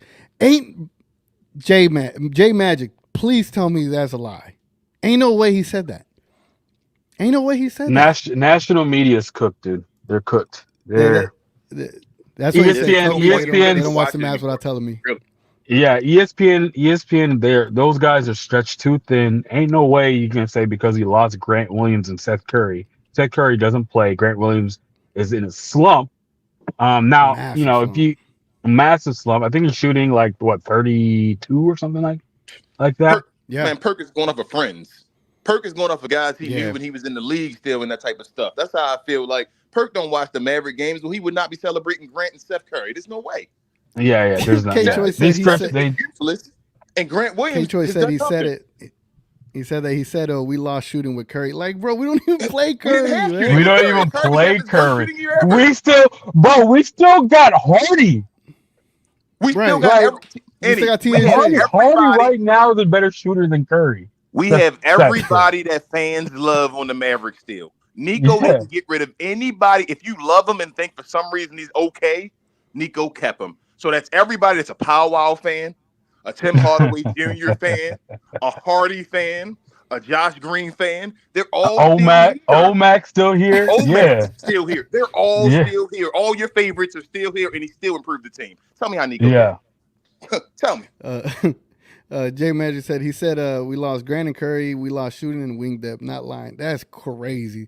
Hold on, I might be able to find this footage. But before I look, Daniel says, "Is it really possible that we could get Kuzma in December?" I think it is. It is. Why not? They still want to get rid of him. Stay aggressive. just You know gotta what I'm have saying? more Stay assets. aggressive. Yeah. Div says if ESPN is saying we lost the trade, we won it. I mean, come on. They said I don't care who that guy in Europe is, LOL. So we know how much these idiots know, and we drafted Luka. Y'all right agenda against Mavs is nasty, such a shame. Bro, it's been like that ever since Luka scored 73. It's become grotesque It's at this weird, point. dude. Yeah, It's gotten real weird. No, I'm telling y'all, Yeah. I don't think y'all recognize the agenda against the Mavericks been before Luka. The agenda with the Mavericks is that Dirk Nowitzki wasn't able to win a second MVP because he lost in the first round of the 67-win team. Wouldn't that work with any other player? But I got you. I'm here. But listen, they basically cut him off and said he'll never win. They said it out loud on the TV that Dirk would never win another MVP. So you got Joel Embiid that keep winning behind it. You had Nikolai Joker that had it. You got Giannis that gets it. Nobody else had that situation but Dirk. So with the Dirk thing, the only thing I'll push back is there wasn't a lot of, press around Dirk because Dirk was just his game, even though it was very efficient, but it was very he changed the game. It was quiet. There was no press to him, and he's changed the game. Truthfully, he has, without question, one of the most influential players to the game of basketball. But just his personality mixed in with this game, Tim Duncan wasn't. and all that. Yeah, Tim Duncan, but no one's really talking about Tim Duncan. Like we're talking about Tim Duncan. Other than his success, they don't talk about him and how often, other than when you're bringing up the top power forwards, when they're talking about the top players in the league, they don't, or ever of all time, they really don't bring up Tim Duncan, even though he should be at least mentioned. At least the people that I listen to, they hardly bring him up. You better stop listening to ESPN. He a top 10. And don't I don't listen to them, but just because those guys. Dirk is the only guy that you could talk about being influential. That's like a major influence. Major influence. Dirk is the only one. Steph Curry can talk about as a GOAT. Steph Curry ain't no damn GOAT. He's not even top 10 player.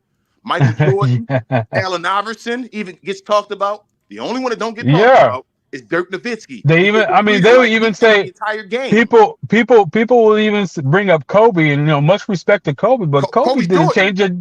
Yeah, Kobe didn't change a damn thing about basketball. Dirk, that's what I'm saying. Dirk is the whole game of basketball now. It used to be the reason why people complain about basketball is because of Dirk. Because now the power forward used to be a big guy that got rebounds and played defense. But now you got to have skills on the offensive side. So now when you're a bigger guy, you worried more about your offensive game than your defensive game as much now. So now the game is changing where guys have to score at the 4 position and the 5 position because of Dirk Nowitzki. Yeah. No respect. Hey guys, check this out. I think I found the clip. Let me see what. Let's see if I found deal it. where they just salary dump Dennis Schroeder in a deal with the Nets. So they seem to be a little buying and selling, and they love to have Canadians. Well, how about the Mavericks? They're loading up, getting PJ Washington from the Hornets for Grant Williams. That's him attacking a weak closeout. What do you think of this one, Rich? No, I like PJ. I think he's going to fit with their team very, very well. Look, he can do a little bit. He can play. He can space the floor. I like it. They need more help in Dallas. That is very, very factual, and I think they got some. Well, how about the Oklahoma City Thunder? We've been wondering what they're going to do with some of the assets they've been stockpiling. They're acquiring a versatile. Joining us, he is here now. Hi, Zach. Zach, what do you think the most impactful move has been thus far?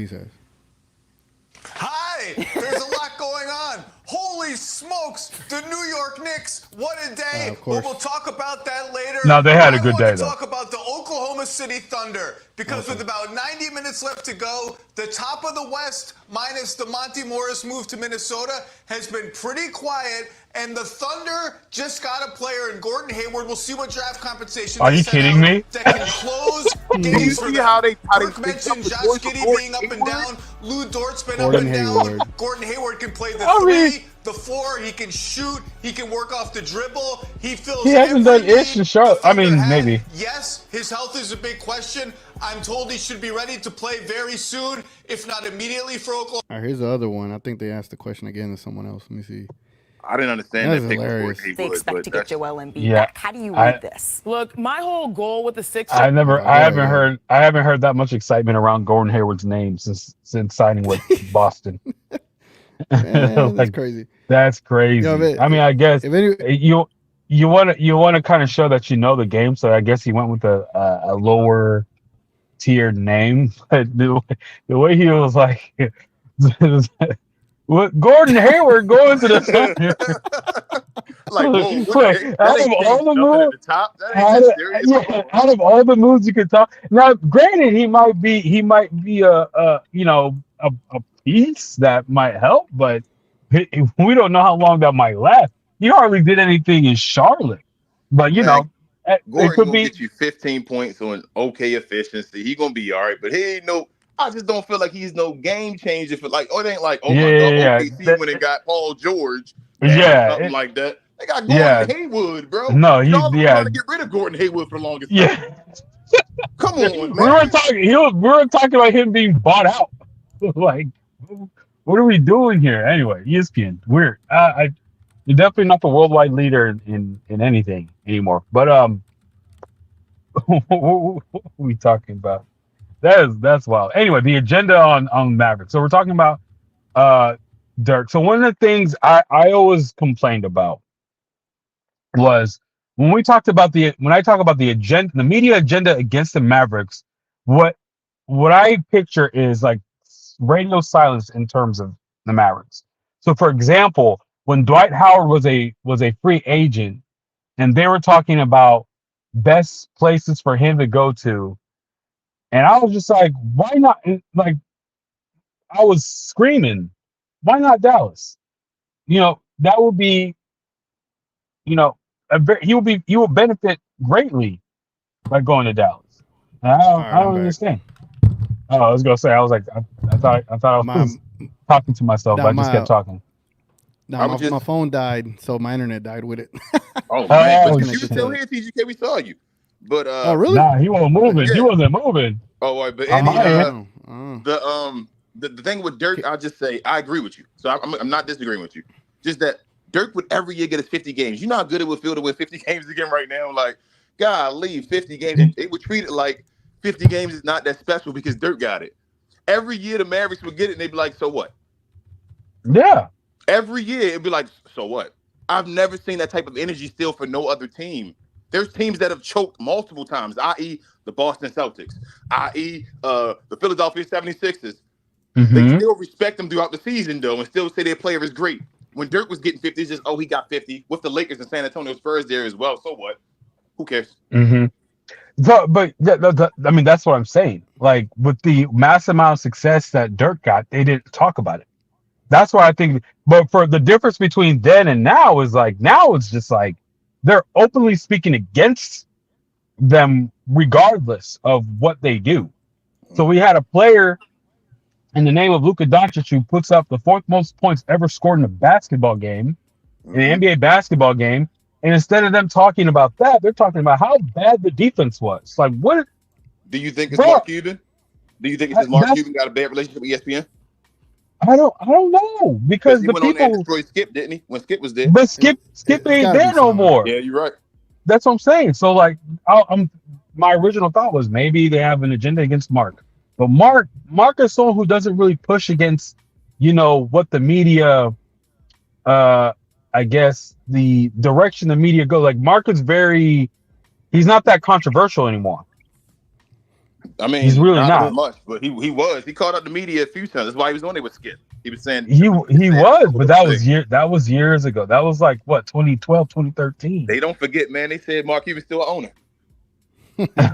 He ain't never apologized. The homie DV says we sent our 2027 lightly protected to Charlotte. OKC pick going to Washington. What y'all think we gave OKC? What y'all think we gave OKC, man? Okay, I have no idea. Something. Maybe cash. It's gotta be something, right? Because Hardy? OKC got Cash. nobody first. They can't do anything with them, so they can give away first. It So can't be they got anything so bad. many picks, you can't draft like 8 people every season. You know what I'm saying? So Yeah. I don't know. Someone's gonna get cut every year. Someone Choice. good's gonna get cut every year. And that's if why that's I the said case. Sam Presti though, Andy.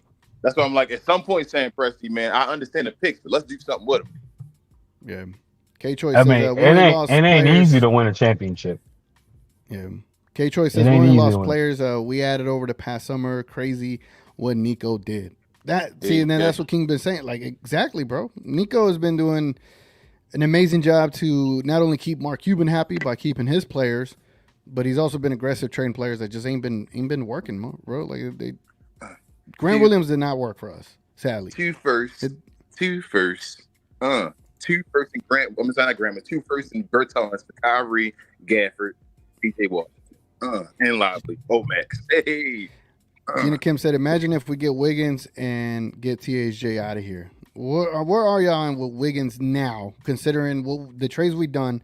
Would you still move THJ to say get a Wiggins? Yes. What y'all think? Yes. I would. Yeah? I would not. I would. Here's why. We need to get away from the Chuck 3-pointer version of this three. I don't think that's very sustainable. I don't think it's a very sustainable way to win unless you have a Steph Curry and a Klay Thompson in his prime. I think we need to have more offensive versatility outside of Luka Doncic and Kyrie Irving.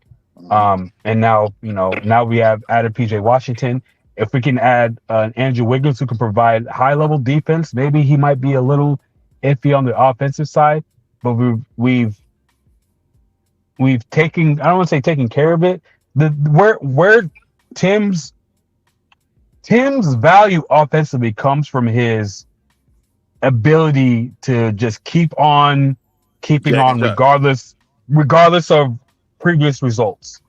That's what annoys us about Maxi Kleber. That's what annoys us about Josh Green. When they miss shots, they get very discouraged. They don't want to shoot even though they're open. Tim Hardaway, that's not the case. We already have a guy like that in Jalen Hardy.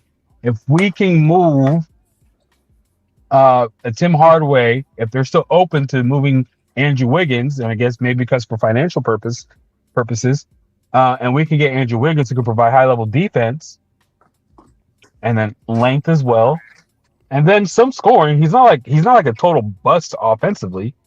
Then I would take it. I would take it. Go ahead, King. I'm not. I can't take Wiggins because of the contract. I think he's making like $30-some million or something like that. 24. 24. I thought he got a full max, but 24. I still don't want it, and it's still a bunch of years left over. Tim Hardaway Jr. is about to be expiring. Like, we've dealt with it this long. Like, I'm like, let's get him off the team some other way. And Andrew Wiggins this year, I don't trust his offense or defense. I don't think he wants to play basketball. I'm at that point of, and I don't want to take that on for years. I'd rather, if I'm not saying keep Tim Hardaway Jr., absolutely not. Get rid of him. I just don't want to take it. I don't want to take risk. That's how I feel. Like, I'm tired of taking risk on folks. Just rather go get somebody bona fide that can actually help us. I mean, I don't trust it that's a good. You see what Gina Kim wrote? She put I wouldn't mind getting Spencer back in the buyout market. I'd rather him over THJ. That's for sure. I think if you could find a way to upgrade the team, with THJ, like say you get a wing out there, like a play defense, and not like a Wiggins, but someone that's kind of like comparable, right? And then bring Spencer. I don't think I think that's a win in that regard. But What about Otto Porter? Bro, I take Dodo. I still take THJ Dodo. for Dodo. THJ I for still Dodo. take Dodo right now. Yep, I take Dodo right now with the rest of the team. Gina Kim just tagged me on this. David Aldridge says clarity on the return to Washington for Daniel Gafford. The Wizards will receive the higher of either Oklahoma City's or the Clippers' 2024 first-round picks via Dallas, per league sources, along with Rashawn Holmes for Gafford. OKC has LA's 2024 first. The Thunder and Clippers are currently among 4 teams fighting for the top spot in the West, so the pick will likely be in the mid to late 20s. But Washington finally gets a clean first-round pick outside of its own high lottery pick to go along with the numerous future second-rounders is received since starting a full roster teardown last summer. So what? So did are you OKC saying just be we like, hey, let's help y'all out? So yeah. So we owing OKC a favor essentially. Is that what kind of deal? I doubt it's a favor. Nobody favoring first round picks. I wouldn't know what we gave. If I got 16 first round picks, I ain't favoring nobody at first, bro. No. But this is for the future, dude. Remember, this is how we're at a point where like now you're beginning to relationship build. Now you do business, bro, right? So now when you need some. You gonna trust them? I ain't trust. I ain't giving up no first if it ain't official. Then I gotta give something back. Then guess what? If OKC give me a first, I ain't giving nothing back. But hold on. But this is in the business world. You know, sometimes you gotta grease. It might not come back immediately, but when some people try to talk sideways, you'd be like, "Hey, yo, you remember when I did this for you? Remember when I did that?" And I'm gonna say yes. I'm gonna say yeah, you did, and still not give them nothing back. I'm saying thank you. Thank you for letting me interesting. real quick. I got this business. Yeah, but why else would they make that move? We got too many first round picks. Here, Dallas. Cash considerations. Hey, yeah, they gave. That's what I'm saying. I think they gave him cash. Dang, that's crazy. I have McDermott to the Pacers. Can't use all the first round picks. I'm gonna say it's that Gordon Hayward deal. I think there is gonna be a 3-team trade, and somewhere along the way, the Mavs sent. I'm gonna assume OKC 2 seconds, and they in turn send their first to Washington.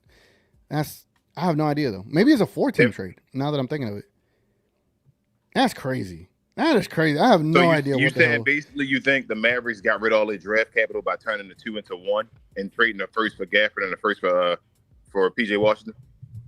Yeah, so I think they traded 2 to give the OKC. OKC sent their first, and then we did a separate. We didn't do a separate trade with Washington. It's all in the same. Yeah, it's all these 4 teams. Wow, what the hell? That's probably what's going to come out. Eventually, once it gets approved, it's going to be a 14 trade. That's probably what we're going to see. Mavs send 2 they got 15 seconds. minutes.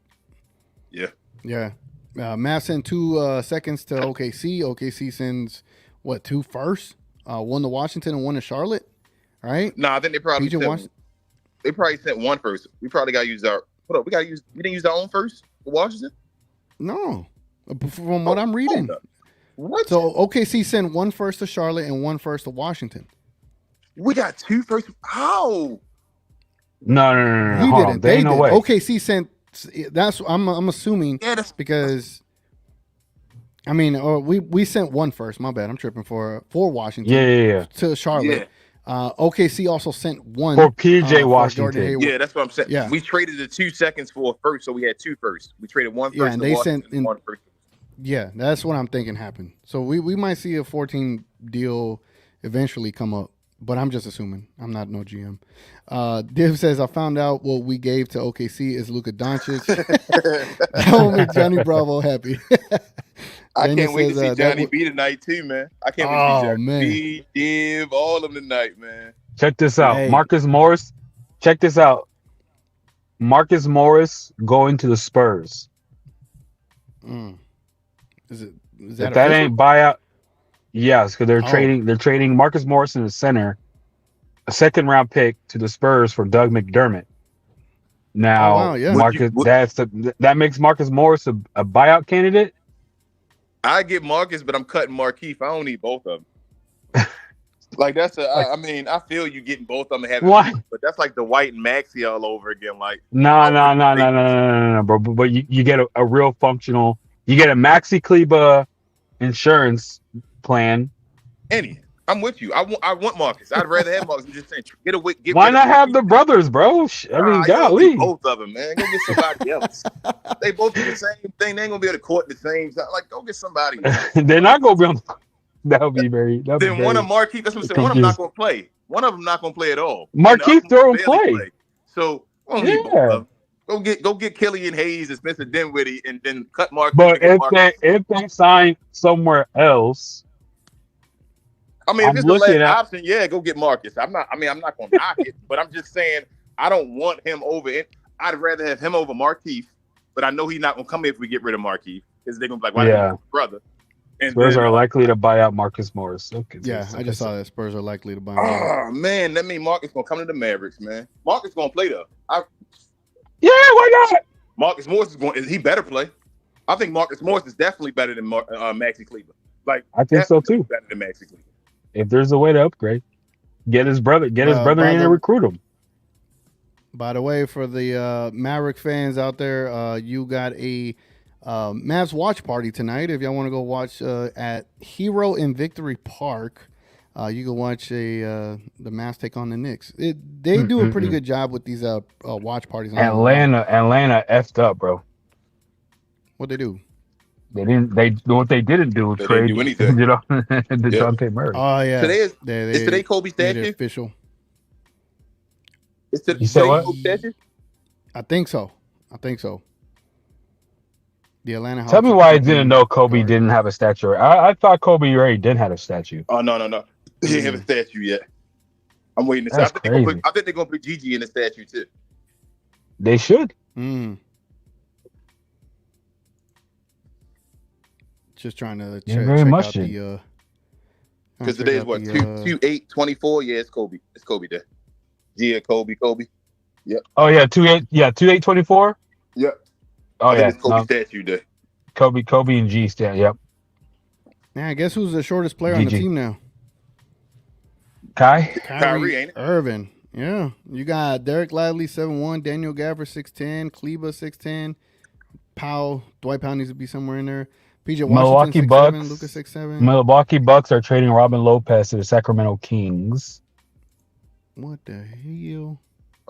I don't know what. Probably draft compensation or something, or probably probably. If I was to guess, I would probably say one of their centers, a more capable JaVale McGee center. Probably JaVale McGee. Probably an Alex Lynn. No, Robin Lopez is expecting to be waived. Yeah. They're just trading to cut him, and they probably kept JaVale McGee then. No, they're probably. It's probably been partial, so they're probably sending a pick or a second round pick or something. Yeah, but they're trying to probably get a more capable backup center for when Brooke comes back. Damn, the Lakers didn't do anything. That's wild. Because the league can't help them 2 years in a row. Yeah, but it's like the league already helped them by giving them a freaking in-season tournament championship. Anyway, this is a wild year though because it's LeBron's free agency, man. Y'all think it's gonna be a crazy free agency year or summer? Yeah. Jeez. It's gonna be something. It's gonna be good. It's gonna be an entertaining summer. Jenny Kim said, "What if Denny is added to the GAFFORD deal? I'd be as high as Mr. Gucci if that happened." that ain't happening, Gene. I wish. That's not. Yeah, you gotta have another first. That's not even worth. She also said, "Do y'all think we could get Dodo? Unless you're trading THJ for him for cash? I don't even know if that gets it done." Wow. Yeah, I'm not sure. I mean, I trade Tim Hardaway Jr. for Dodo though. I mean, don't you think? I'd have to sleep on it past the trade deadline. I would too. No, I wouldn't. No, I'll trade. I'll trade. I'll make that trade too. I think we have enough. We have enough offensive talent, and that Dodo will help us out. We have two guys who are the same. Yep. We have THJ and Jaden Hardy. And Jaden Hardy, two same play style version. So I'd rather have Jaden Hardy. I don't need Tim Hardaway. For everybody that's tuned in, definitely leave a like on the video. It goes a long way. But if you didn't see, there is a poll down below. I put on there. It says, who would you pick up in the buyout market so far? When I posted this, it was Dinwiddie, Killian Hayes, and Daniel House. He's been released as well. 60% so far saying Dinwiddie, guys. 60% want Dinwiddie back. I think to Innie's point, I do like the veteran presence. I think you'd need a veteran to add to this team. That was King's point. King swayed me. Oh yeah, I know. I think you were talking about the what is it? God, when you got a rookie and a vet like the. Yeah, we're talking about the difference between adding Killian Hayes and Spencer Dinwiddie, and who would I take? I originally said Killian Hayes that for defensive purposes. Time. You're talking about the turnaround time and understanding the offense. But King swayed me. Go ahead. You see the Black Noor comment? Oh, you ain't there yet. You TGK. What you talking about? That the Twins trash. That Marcus Morris is trash. We obviously didn't see him. I'm like, bro, you obviously didn't see Maxie Cleveland Black the past other than these last 3 games. You guys always didn't watch him all last season, all season and last season, stinking it up with the Clippers. He's trash. I watched him. Bro, Maxie Cleveland has missed the Mavericks. I never seen Maxie in the playoffs look like Marcus Morris. Yeah, Maxie has missed more than half the season for a dislocated pinky toe. Mm-hmm. They've said the Hornets and Wizards trade is unconnected. Okay.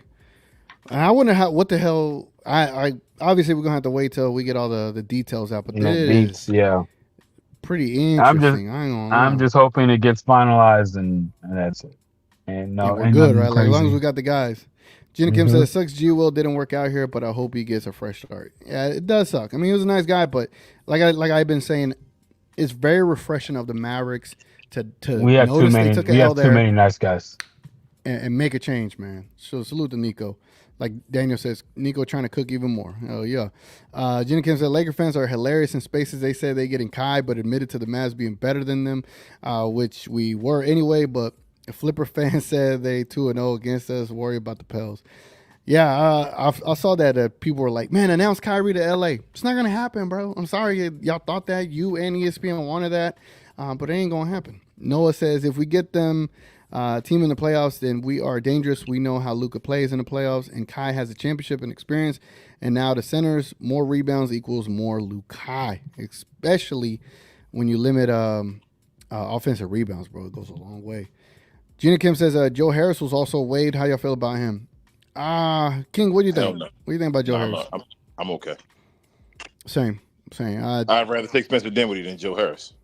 Facts. 1,000%. He's not going to play any defense, and he's going to need jump shots to be able to make an impact. And he hasn't been hitting like that lately. So I had to read that.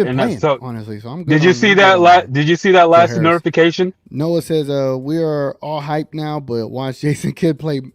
TGK, do you see that last notification? Oh, hold on. Raptors are planning on waiving Spencer Dinwiddie. Spencer Dinwiddie, I told. Oh, I'm done, bro. Stop it. Here done. We go.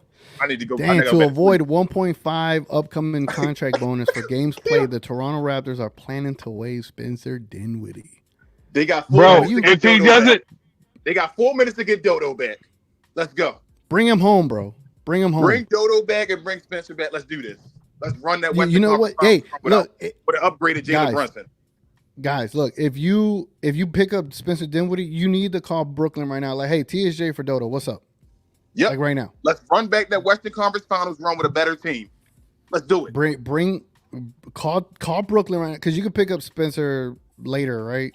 Call Brooklyn. Yep, so get THJ. Yeah, so he's owed 20 mil. He's owed 20 mil this year. I highly doubt anyone's going to pick that up because that's a lot of money. Mm-hmm. So he will have to go to free agency. Mm-hmm. We can low. We're getting him for like $15 million or so. or 10 to Yeah. 15 million. He's going to come here for the vets minimum. Yeah. Yep. Trade TJ And for he- Dodo right now. Yeah, so he'll actually have the weird situation where he's gonna get paid by both teams Yep. that pick him up. Hey, then Woody back here. Let's go. Yo, we ain't get Spence Dinwiddie, Let's dude. go, yo. And he will be very happy. He looked happy to see everybody. He loved it. in He Dallas. loved it here, bro. Yeah, dude. Yeah, Spencer Win Diddy, baby. Get him down. Hey, if we can nullify the Kyrie trade without giving up Kyrie, that will be crazy. yo, we basically upgraded Jalen Brunson at the end of the day. All his Yeah. Hey, That's put a new poll. crazy. Okay.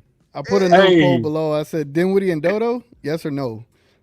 I love the idea because Dinwiddie can help Exum run the offense, and then Dorian could be your backup 4, bro. Kleber doesn't have to be the backup 4. Oh my god! Yeah, you can start Dorian. You can start Dorian at the 3. I'm not starting I want Dorian. him at the 3. I'd rather have Exum. I'm not or starting DJ Dorian. at the 3. You put Dodo as a 4 now. I feel like he should be a 4. Yeah, let him back up to 4. I'll start him. I'll start him for length and shooting. I already have a dude. My trepidation with Dodo was, can he attack closeouts? Well, we have a guy that can attack closeouts now at the 4 in PJ Washington. Yeah. So now, Eni, yes, tell me you're DJJ starting is better 5 with than Dodo. Dodo. Then. Hold on, King. Tell me you're starting You 5 have- with Dodo, Eni. Kai, Luka, PJ Washington, Doe, and Derek Lively. Figure out the positions. Who gives a fuck? DJJ You don't like DJJ better? At Then who? point of attack defending? Dodo. Then Dodo. At point You of think attack so? defending. He can dribble the think so. ball, get to the rim, lay up, dunk. Dunk. He can do everything other than shoot the Hey. higher percentage. And he shoots the 3. If he can get that back I- after the injury, he was fine. Here's before what that. I'll say. Let me chime in right quick. I'll say that Dodo as a backup, it just adds even more value to the backups. If you start him and then DJJ comes in there without Kyrie and Luka, it minimizes his impact. You get what I'm saying? I think Dodo can be impactful Both of them, regardless. both of them need people to Spencer create can for get the them. Dodo. But Spencer and Dodo as your backup, You're right. I think that works. I mean, I guess I'm. Hey, look, we up either way. Yeah. Yeah. No, facts. I would love Dodo Not- back, but just not starting him. it will be having a plethora of talent to where you can make decisions like that, and it's not like if Kid was to be like, we're starting Dodo, it wouldn't be like, what the F are we doing? You know what I mean? You're like, all right, let's make it work. Right. You know, F it, let's make it work. Oh, DJJ's coming off the bench. All right, cool, let's make it work. Is Kid job on the line now, though? Hell yeah, Yes. that's what happens when you get talent on your team. If you can't get the results with talent, I'm sorry, you can't be a coach. J Magic said THJ for Doe would be amazing if we could bring DHJ home too. Would be cool. Great defenders. Yeah, I think we're gonna start talking about being too stacked to where we can't even play DHJ. You know what I'm saying? Yeah, we get greedy, TGK. But we will be stacked. We will be stacked in a position that it makes sense to be stacked in. You know what I mean? True. Talking about DSJ, and he said Dennis Smith Jr. I'm like, Oh, Dennis. yeah, we're getting greedy. I don't know if we can get that much. Bro, yeah, no, that'll be good. No, he will sign at the minimum, right? Did he sign the minimum? I thought he signed a bigger deal when he left Charlotte, when he went to Brooklyn. No, I think he signed at the He's still in the minimum. minimum? It was a Bulls are keeping Andre Drummond. Bulls are sorry, I told y'all they be keeping Andre. Bulls Drummond. are so That's dumb, why we play dude. for the playoffs. I When Zach knew. LaVine went down, they became a better team. He's so dumb, but they're gonna get the ass beat. The Boston Celtics traded Delano Banton to the Blazers I for don't a even second know. round pick. I don't the even know who Raptors are that is. keeping I Bruce don't- Brown. The 76ers are trading Jaden Springer to the Celtics for a second round pick. Bruh, And, yeah, that is a good pickup for the Celtics. That is what Bro, I want the the Mavericks to Celtics- do. Yo, I need to get on Celtics has 2K. been- Are the trades live yet? No. I don't think so. Are the 2K updated rosters on there yet, man? Come on. 2K is lazy as hell. That aspect of 2K. The actual NBA part of the 2K brand, the NBA side is very lazy now. So Man, 2K is lazy. The game in general. yeah. Anyway, Noah says you know how Spencer Damn, where'd my comment go? Jesus Christ, where'd it go? Where am I at? Oh, he said, Bring you know how back Spencer plays 2-6. when he is motivated and Dodo. Yeah, bro. Like King said, bring back the Western Conference team without Jalen Brunson. You upgraded that spot. Now you upgraded your centers. You addressed Hey, the game issue that 7. plagued us. Game 7 against the Suns. That mug was Luka and Spencer both getting 30 points. It wasn't Yep. Jalen Brunson. Mhm. You can create that First pair magic. since Shaq and Kobe. Yep. Yep. Much love to you. Don't forget, Much Dodo love can to, be our leader on defense. That's Yeah, he fine. can be the voice. Noah says No, Spencer that's should a start, lively. and for the bench is Dodo and Exum and Gafford. Spencer not starting for sure, but he could definitely run that second unit 1,000%. Oh, yeah. Let's see what other comments we got here. Noah says if we can make it to the playoffs with Brunson and Dwight Powell as our main starting, imagine where we could go with this. That's what I'm saying. These trades definitely put the Mavericks in that contender argument because you addressed the two biggest needs that we needed. And if you're able to pick up a Spencer, I'm on the phones right now with the Nets. I ain't gonna lie. Like, hey, we want to bring Dodo back and Michael Irvin making YouTube videos. and make all the and make Sorry, I everything. got to roll down my windows. It's getting hot as hell in my car right now. Man, if we bring back Dodo, man, I would try to do it for THJ. Hey guys, TGK, thank you for having me on the What's show. up? I gotta pick up my little man from the bus stop. Andy, it's always a pleasure, man. As always, man. Thank y'all. Excellent trade season for everybody in your chat, TGK. I'll see everybody later, man. Thank you so much. Good. Appreciate you, man, as always, my guy. No problem. Catch you later. Yeah, Eni. Good to see you again, bro. I know it's been a minute, man. You've been busy. Yeah. You know where everybody been at? No, I said it's been a minute, so it's good to Oh see you yeah, again, man. yeah, man. Life came at me. Got married. Dealing with a whole bunch of other legal stuff in terms of getting married. But other than that, nothing bad. By the way, I'm not doing no Miles Bridges situation. That's good. No, but you know, like, yeah, it's funny. Life is good right now. Life is very good right now. That's good, man. Yeah, dude. But I'm very excited as a Mavs fan, with the trades, with the potential prospect of getting Spencer Dinwiddie back. Hold on. The Mavericks did something. Wait up. The Mavericks say they have agreed to. Hold on. Don't tell me. Let me Mark show Stein, it. Let me show it. Mark for the people. Mark Stein. You're right. All right, Sorry, we're in the forgot him clear on now. the show. All right, go ahead. Mavericks say they have agreed to swap their own 2028 first-round pick with Oklahoma City first-round pick in order to obtain a 2024 first-round pick. That's the pick that got him back. Okay. So that is it. So we swapped. Wow, Nico, bro, Nico, man, you got to use all avenues, dude. We never did that. Never with Donnie. Never. With Donnie, it was simple. Hey, we need to sign this player. Okay, let's just get cap space, or we need to make now. What's his name? And it was funny too, because the dude has been our GM the whole for how many years, and then we get in this new GM and it's like, oh man, he's new to being GMing, and actually he's making moves like we haven't seen before. Like he's using different avenues like pick swaps and stuff like when have the Mavericks ever done that? So I'm very excited about that. Jay Magic said, "Damn, I thought you were about to drop Dodo news." Say, man, that's what I thought. I thought it was another trade, man. That's crazy. It's after 2, but hopefully they got it in before 2:00, and it just hasn't gotten to the news breakers yet. But that'll be wild though. I'm all for it. Like, it's great having a super awesome, efficient offense, but it's also good to have a really good offense and a very capable defense. And that's what really wins championships. So that's why I'll be for Dodo for THJ, especially when we have two guys that play the same kind of style anyway with Jay Harden. So I'd rather rock with that. And then Golden State is trading Corey Joseph to Indiana for a second cash. Okay. All right, cool. Yeah. Good for you, Golden State. All those guys, they behind us, they didn't really do anything.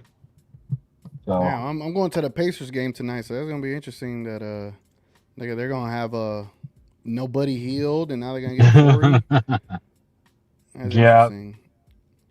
Daniel says, yeah. "Are we getting Gafford though?" Yes, we are. Yes, yeah, we are. We're getting him. And then he said the Nets So would have won a first we for now Dodo, which we now they officially ruined know that what we all gave up. Yeah. So Man. we still have the 2 seconds, do we? I think we do. I think we do. Because it was a pick swap that got us to 2024 first round. Yeah. THJ in 2 seconds for Dodo makes sense. I don't know. I think Dodo is more of a fan wish more than it is like a anything else, because he does fit the team. Obviously, we know that, and I think bringing him back is just would complete the vibes. You know what I'm saying? And then pick up Spencer in the buyout market. But would THJ and stay 2 seconds get that Dodo deal done?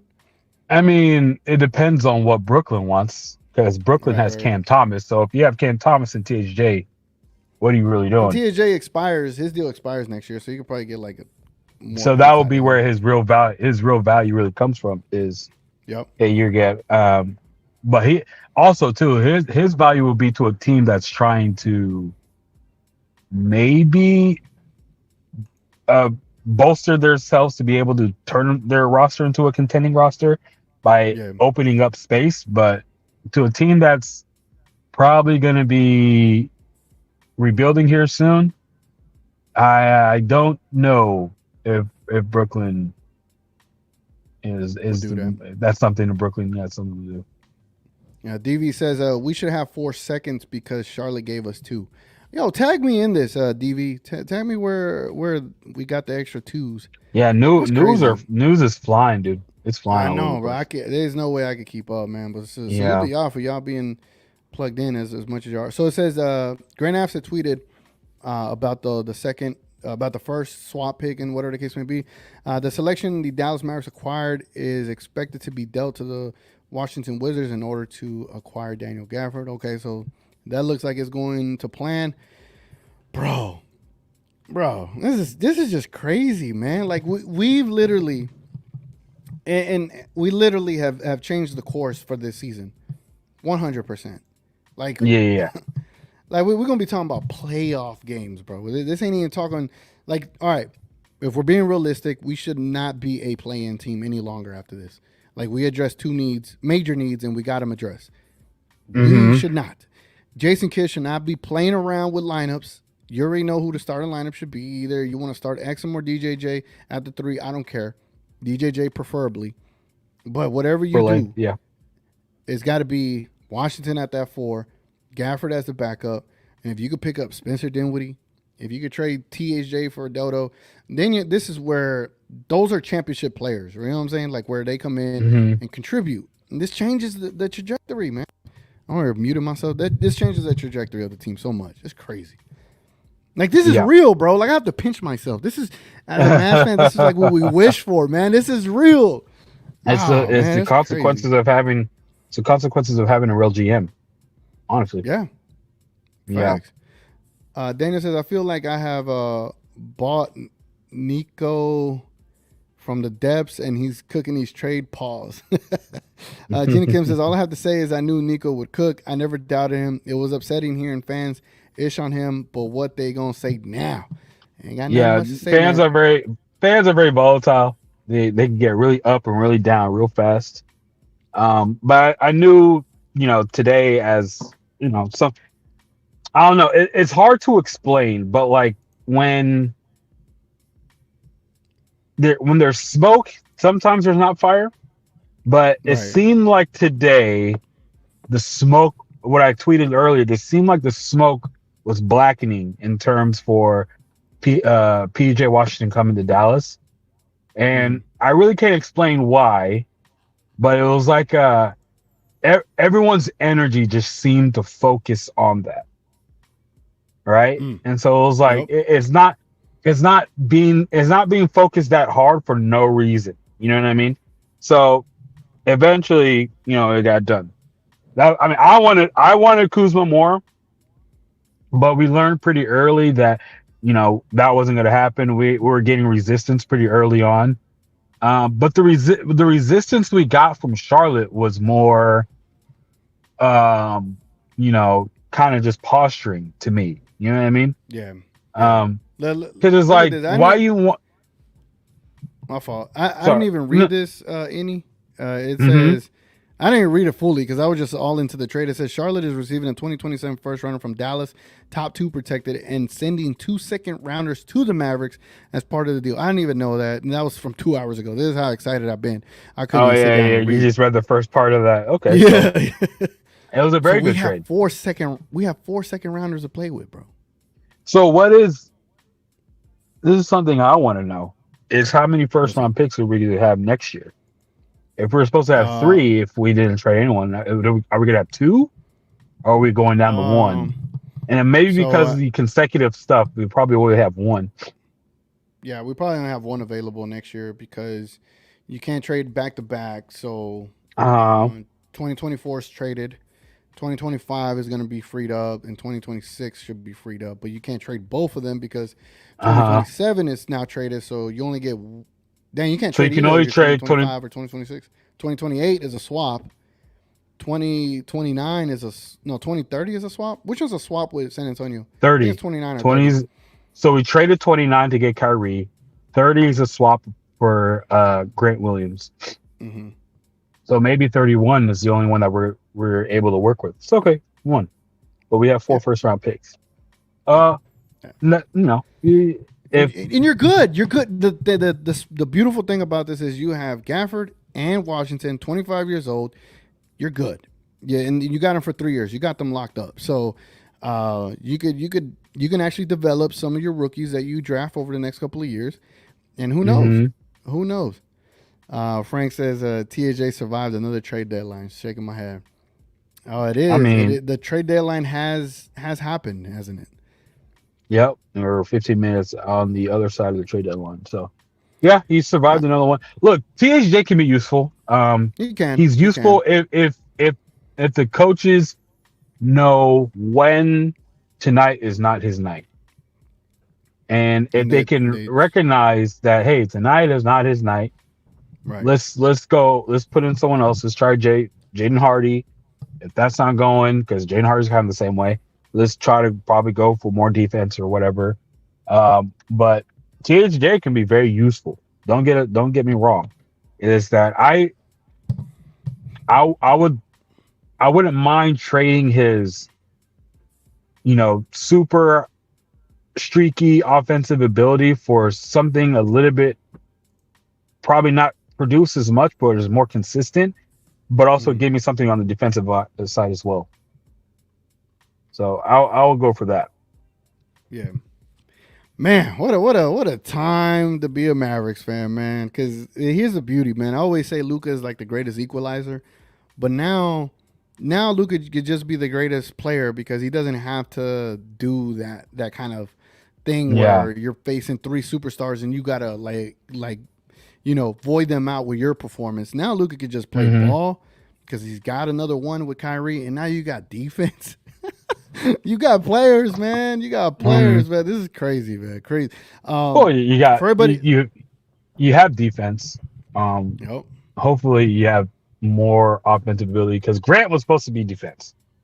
He should have been defense. Yeah. Yeah. But now, hypothetically, you got someone who can defend at probably not as high of a level as Grant was supposed to be, but his offense that he can bring is supposed to be way higher than Grant. Grant has never snitched anything close to a 40-point game, I think. So we have a dude that's capable of doing that.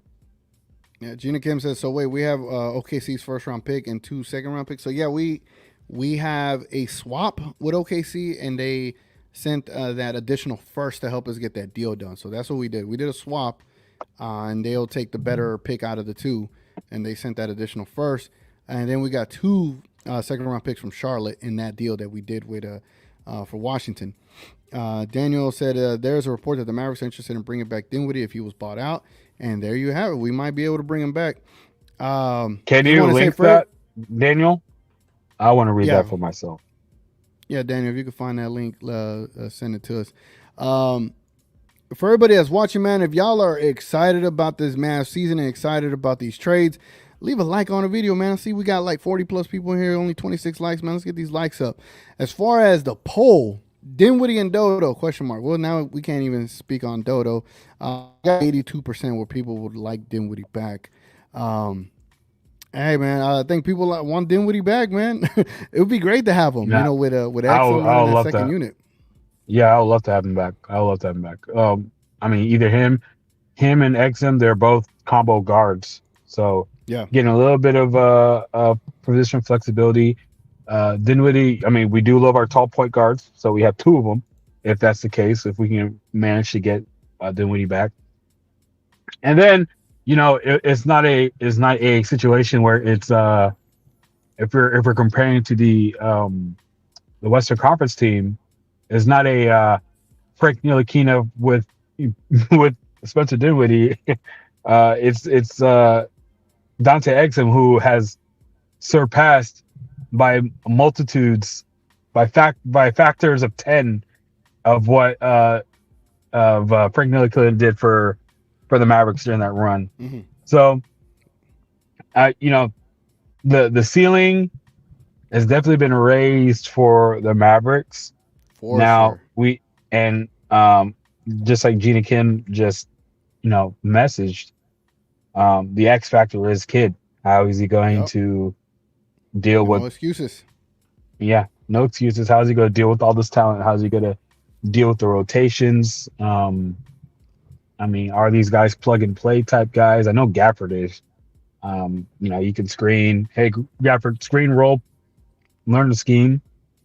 I got something in my mouth. My beard just went in my mouth. And play defense, block shots, get rebounds. PJ, I know Luka and I know Kyrie are gonna tell him, hey, it's time to don't pity pat your way at the beginning, man. Try to find your flow offensively, because they recognize that if PJ can be a threat offensively, that does nothing but help Kyrie, and that helps Luka as well. So knowing them, they will definitely be pushing for that. Yeah. Frank tagged me on this. This is from CBA Mavs. He's at he got asked. So after the reports of the swap with OKC, do we still have 3 first-round picks available to trade off seasons? And basically said what we said. Indian says no. We have traded our 2027, 2029, so we can't trade 2026, nor trade the lesser of our 2028 with OKC or the lesser of 2030 with San Antonio. If we convey 2024 to New York, we'll be able to trade 2025 and 31. If we keep 24, we'd be able to trade 24 and 31. But it's most likely the latter, with the only being able to trade the 25 and 31. And at that point, I'd rather just keep the 25, unless you're going to get a mighty upgrade at that point. So we have. I'm about to sneeze. Up, look up. There's a little birdie up here. Look. So Daniel says J Kid should not have any excuses now. He shouldn't. He can't mess around, bro. This is it. This is go time for J Kid, man. Christian says, I love that Nico went for it, didn't wait. Show Luka he wants to give him the best chance to win. That is the underlying great part about this, is that now Luka doesn't have to be as frustrated as he's been. He don't have to score 73 points. You don't have to score 150 points 5 to win. Yeah, like you now have a better team now. The team is, at least on paper. Yeah, you definitely have a better team now. Having a backup big that is as good as Daniel Gafford. Oh man, I just don't think people understand the magnitude of that. Neither do I. Neither do I.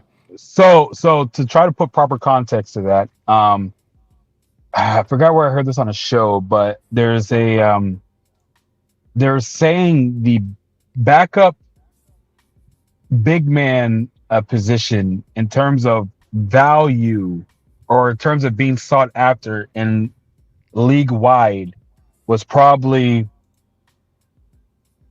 oh wow, they already waived Spencer Dinwiddie. Okay.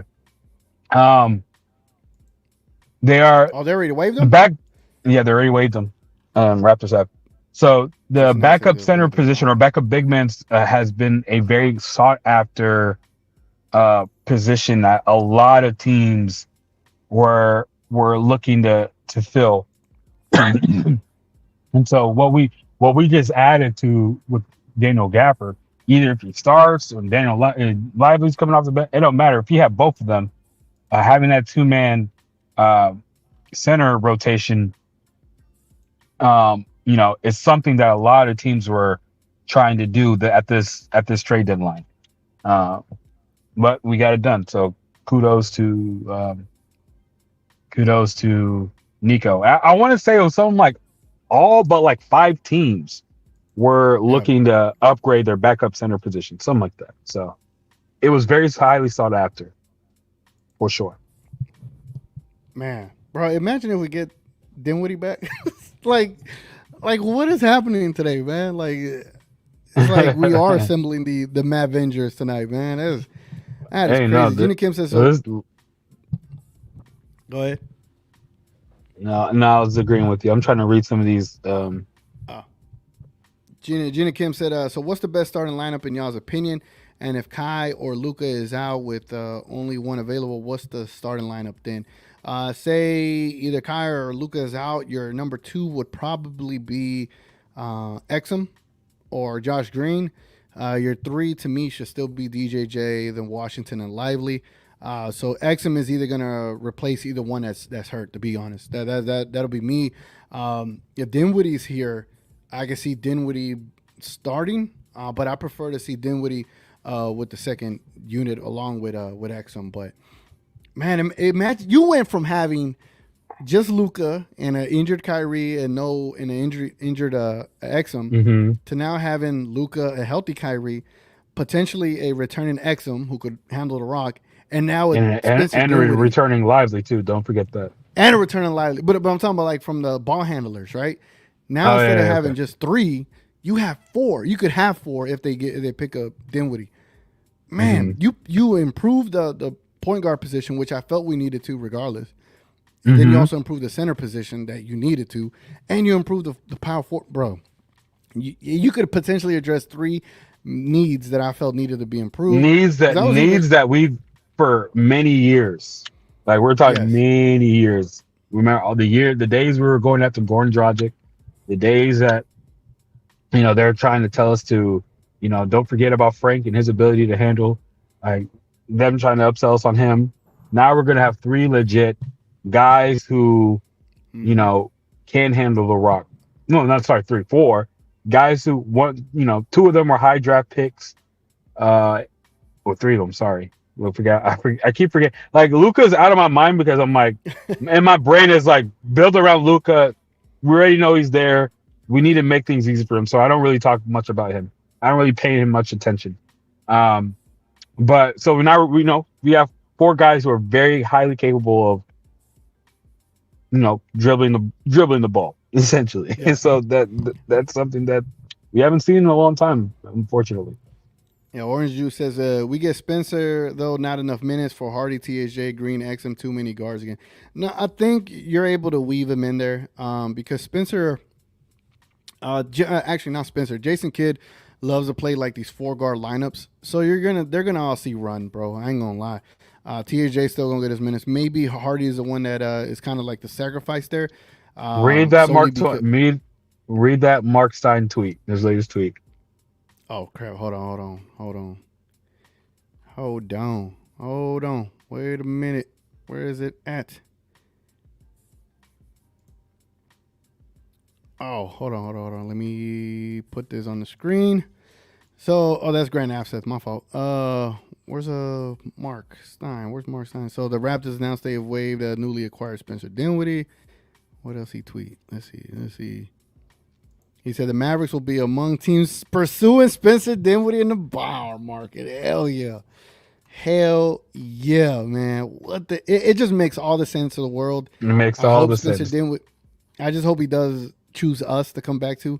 I think Grant Affset also pointed this out. He said former Dallas Mavericks Spencer Dinwiddie is among waived players. This list of teams cannot sign, so Dallas is not on there. Thank God, man.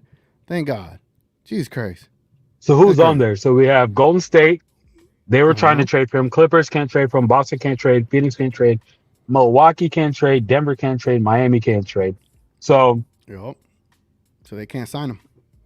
Ineligible to sign a player waived and had a pre-existing salary of $12.4 million. So this is where the new CBA benefits us, man. yeah, dude, it does. It does. I mean, Finally, those are some high. So of course he will want to win, correct? Mhm. But He was. out of Did you see his tweets yesterday? Last night he was No. tweeting, bro. He was talking about how, as a matter of fact, because he was tweeting about being disappointed and that he just wants to win and this and that. yeah, Because he was So I'm- responding to. Go ahead. if he wants to go to the Lakers, I think he's a vibes guy.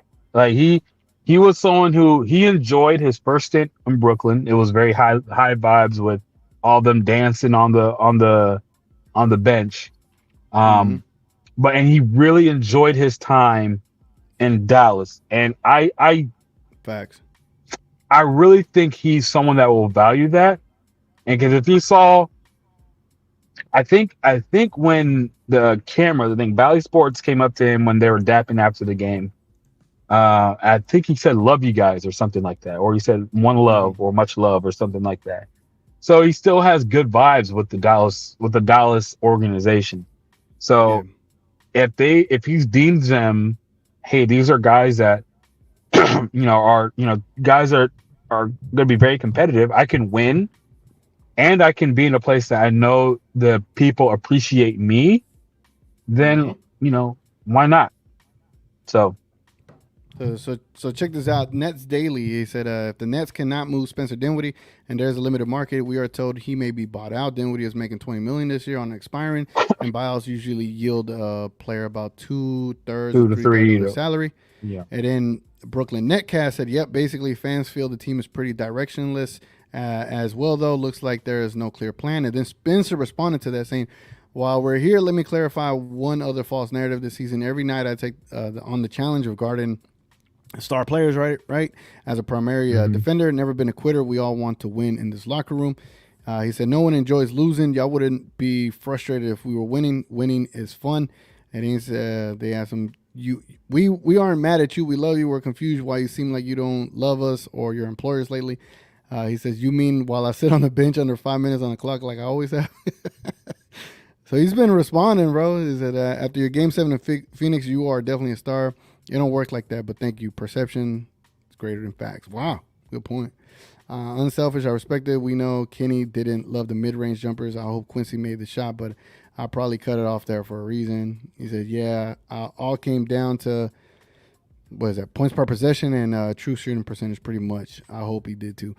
So, yeah, man, I hope he comes back, man. He was over there having chit-chats with people on Twitter last night. Like he saw it coming. Trying to see if there's any more news, man. It's been a crazy...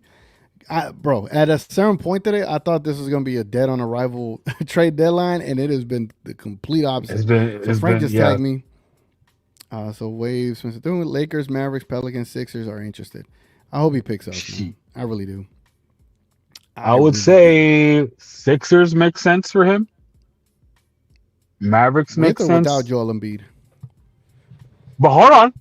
So with that being said, Mark Stein's latest tweet. Another tweet? Mm-hmm. Man, Mark Stein working OT, man.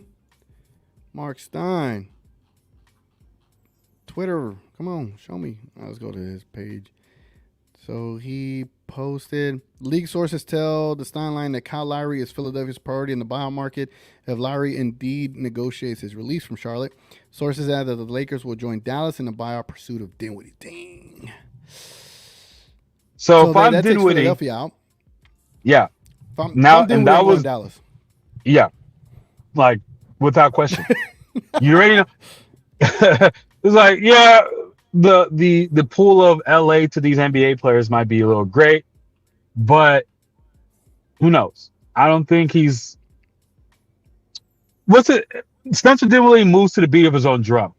He's very not like the dude who does what everyone else is doing. He goes his own way. And so Yeah, hey, Lakers, whatever the prestigious brand of being a part of the Lakers organization. He's like, bruh, like I just played with these guys and we had an awesome time or whatever. It was good vibes. Let me go back, and when I go back there, the team will be even better than when it was when I was there. So, I mean, I don't see why not. I would definitely, if I had his personality and his choices, I wouldn't. I should probably hedge what I'm about to say, but I'm gonna go ahead and not. I would that has definitely got against me when with the Jalen Brunson stuff. Anyway, but I would choose the Mavericks if I was Spencer Dinwiddie. Same. I would 1000%, man. All right, man. I got to get ready for an hour drive to get to Indy. Almost 2 hour drive. So it's 3:33 over here. I live. Well, I mean, I don't live, but I'm in a hotel about 2 hours away from Indianapolis. Game is at 7. So if I leave at 4-ish, I get there around 6-ish, and the game tips off at 7:10. So I need to start getting ready. If not, I'd be here all night, man. All night, As far as the Dallas Mavericks pregame show, it turned into a trade deadline show, and I think the quick things I can say about tonight's game is that the Knicks are going to be without several players, and the Mavericks are only going to be without Grant Williams, Seth Curry, and Rashawn Holmes, which those players haven't impacted losses, they have impacted losses, but they haven't impacted wins. I'll definitely move up some of our G League guys if that's an option, but probably not. But let's just do work, get the win. So Kyrie should be able to have a pretty dope game tonight, and I think Kyrie's gonna go off tonight, especially if I hope he does. It's gonna be Kyrie and Luka. You know what I'm saying? It's gonna be Kyrie and Luka show. I just think teams are gonna. I think they were already scared of facing the duo, but now with these changes and potentially bringing Spencer as well. Mavericks gonna be so dangerous, man. I'm about to literally go upstairs now in my office and probably watch Spencer Dinwiddie highlights. Yeah, he's been having a rough year, but I think a motivated Spencer Dinwiddie in Dallas is gonna be different. Oh yeah, no, I know a motivated Spencer Dinwiddie would do. Yeah, I see that. Yeah. Anyway, Victor Oladipo just got waived, but I don't think that moves any needle whatsoever. Nah, hell no. Any needle anywhere. yeah. I'm good on Oladipo. Yeah. It feels like 2016 or 2017, maybe. Yeah, when he was in the playoff series versus LeBron, that's when he mattered. His game mattered. Yeah. Shout out to my Nigerian brother, though. Yeah. All right, man. Appreciate everybody being here, man. Right, if you haven't liked the stream, definitely leave a like on the stream. Appreciate any stopping by, hanging out with us, man. Appreciate all y'all as always, man. This was fun, man. This was a great time. It's been a great day for all the Mavs fans, and now we get to be on national TV against a national brand of the New York Knicks, and put some work on them tonight, man. But again, appreciate everybody being here. Salute to everybody. Leave a like, all that good stuff. I'll catch y'all Saturday. I'll catch y'all Saturday. We'll do another pregame show then. Hopefully, all our new additions will be able to play that game.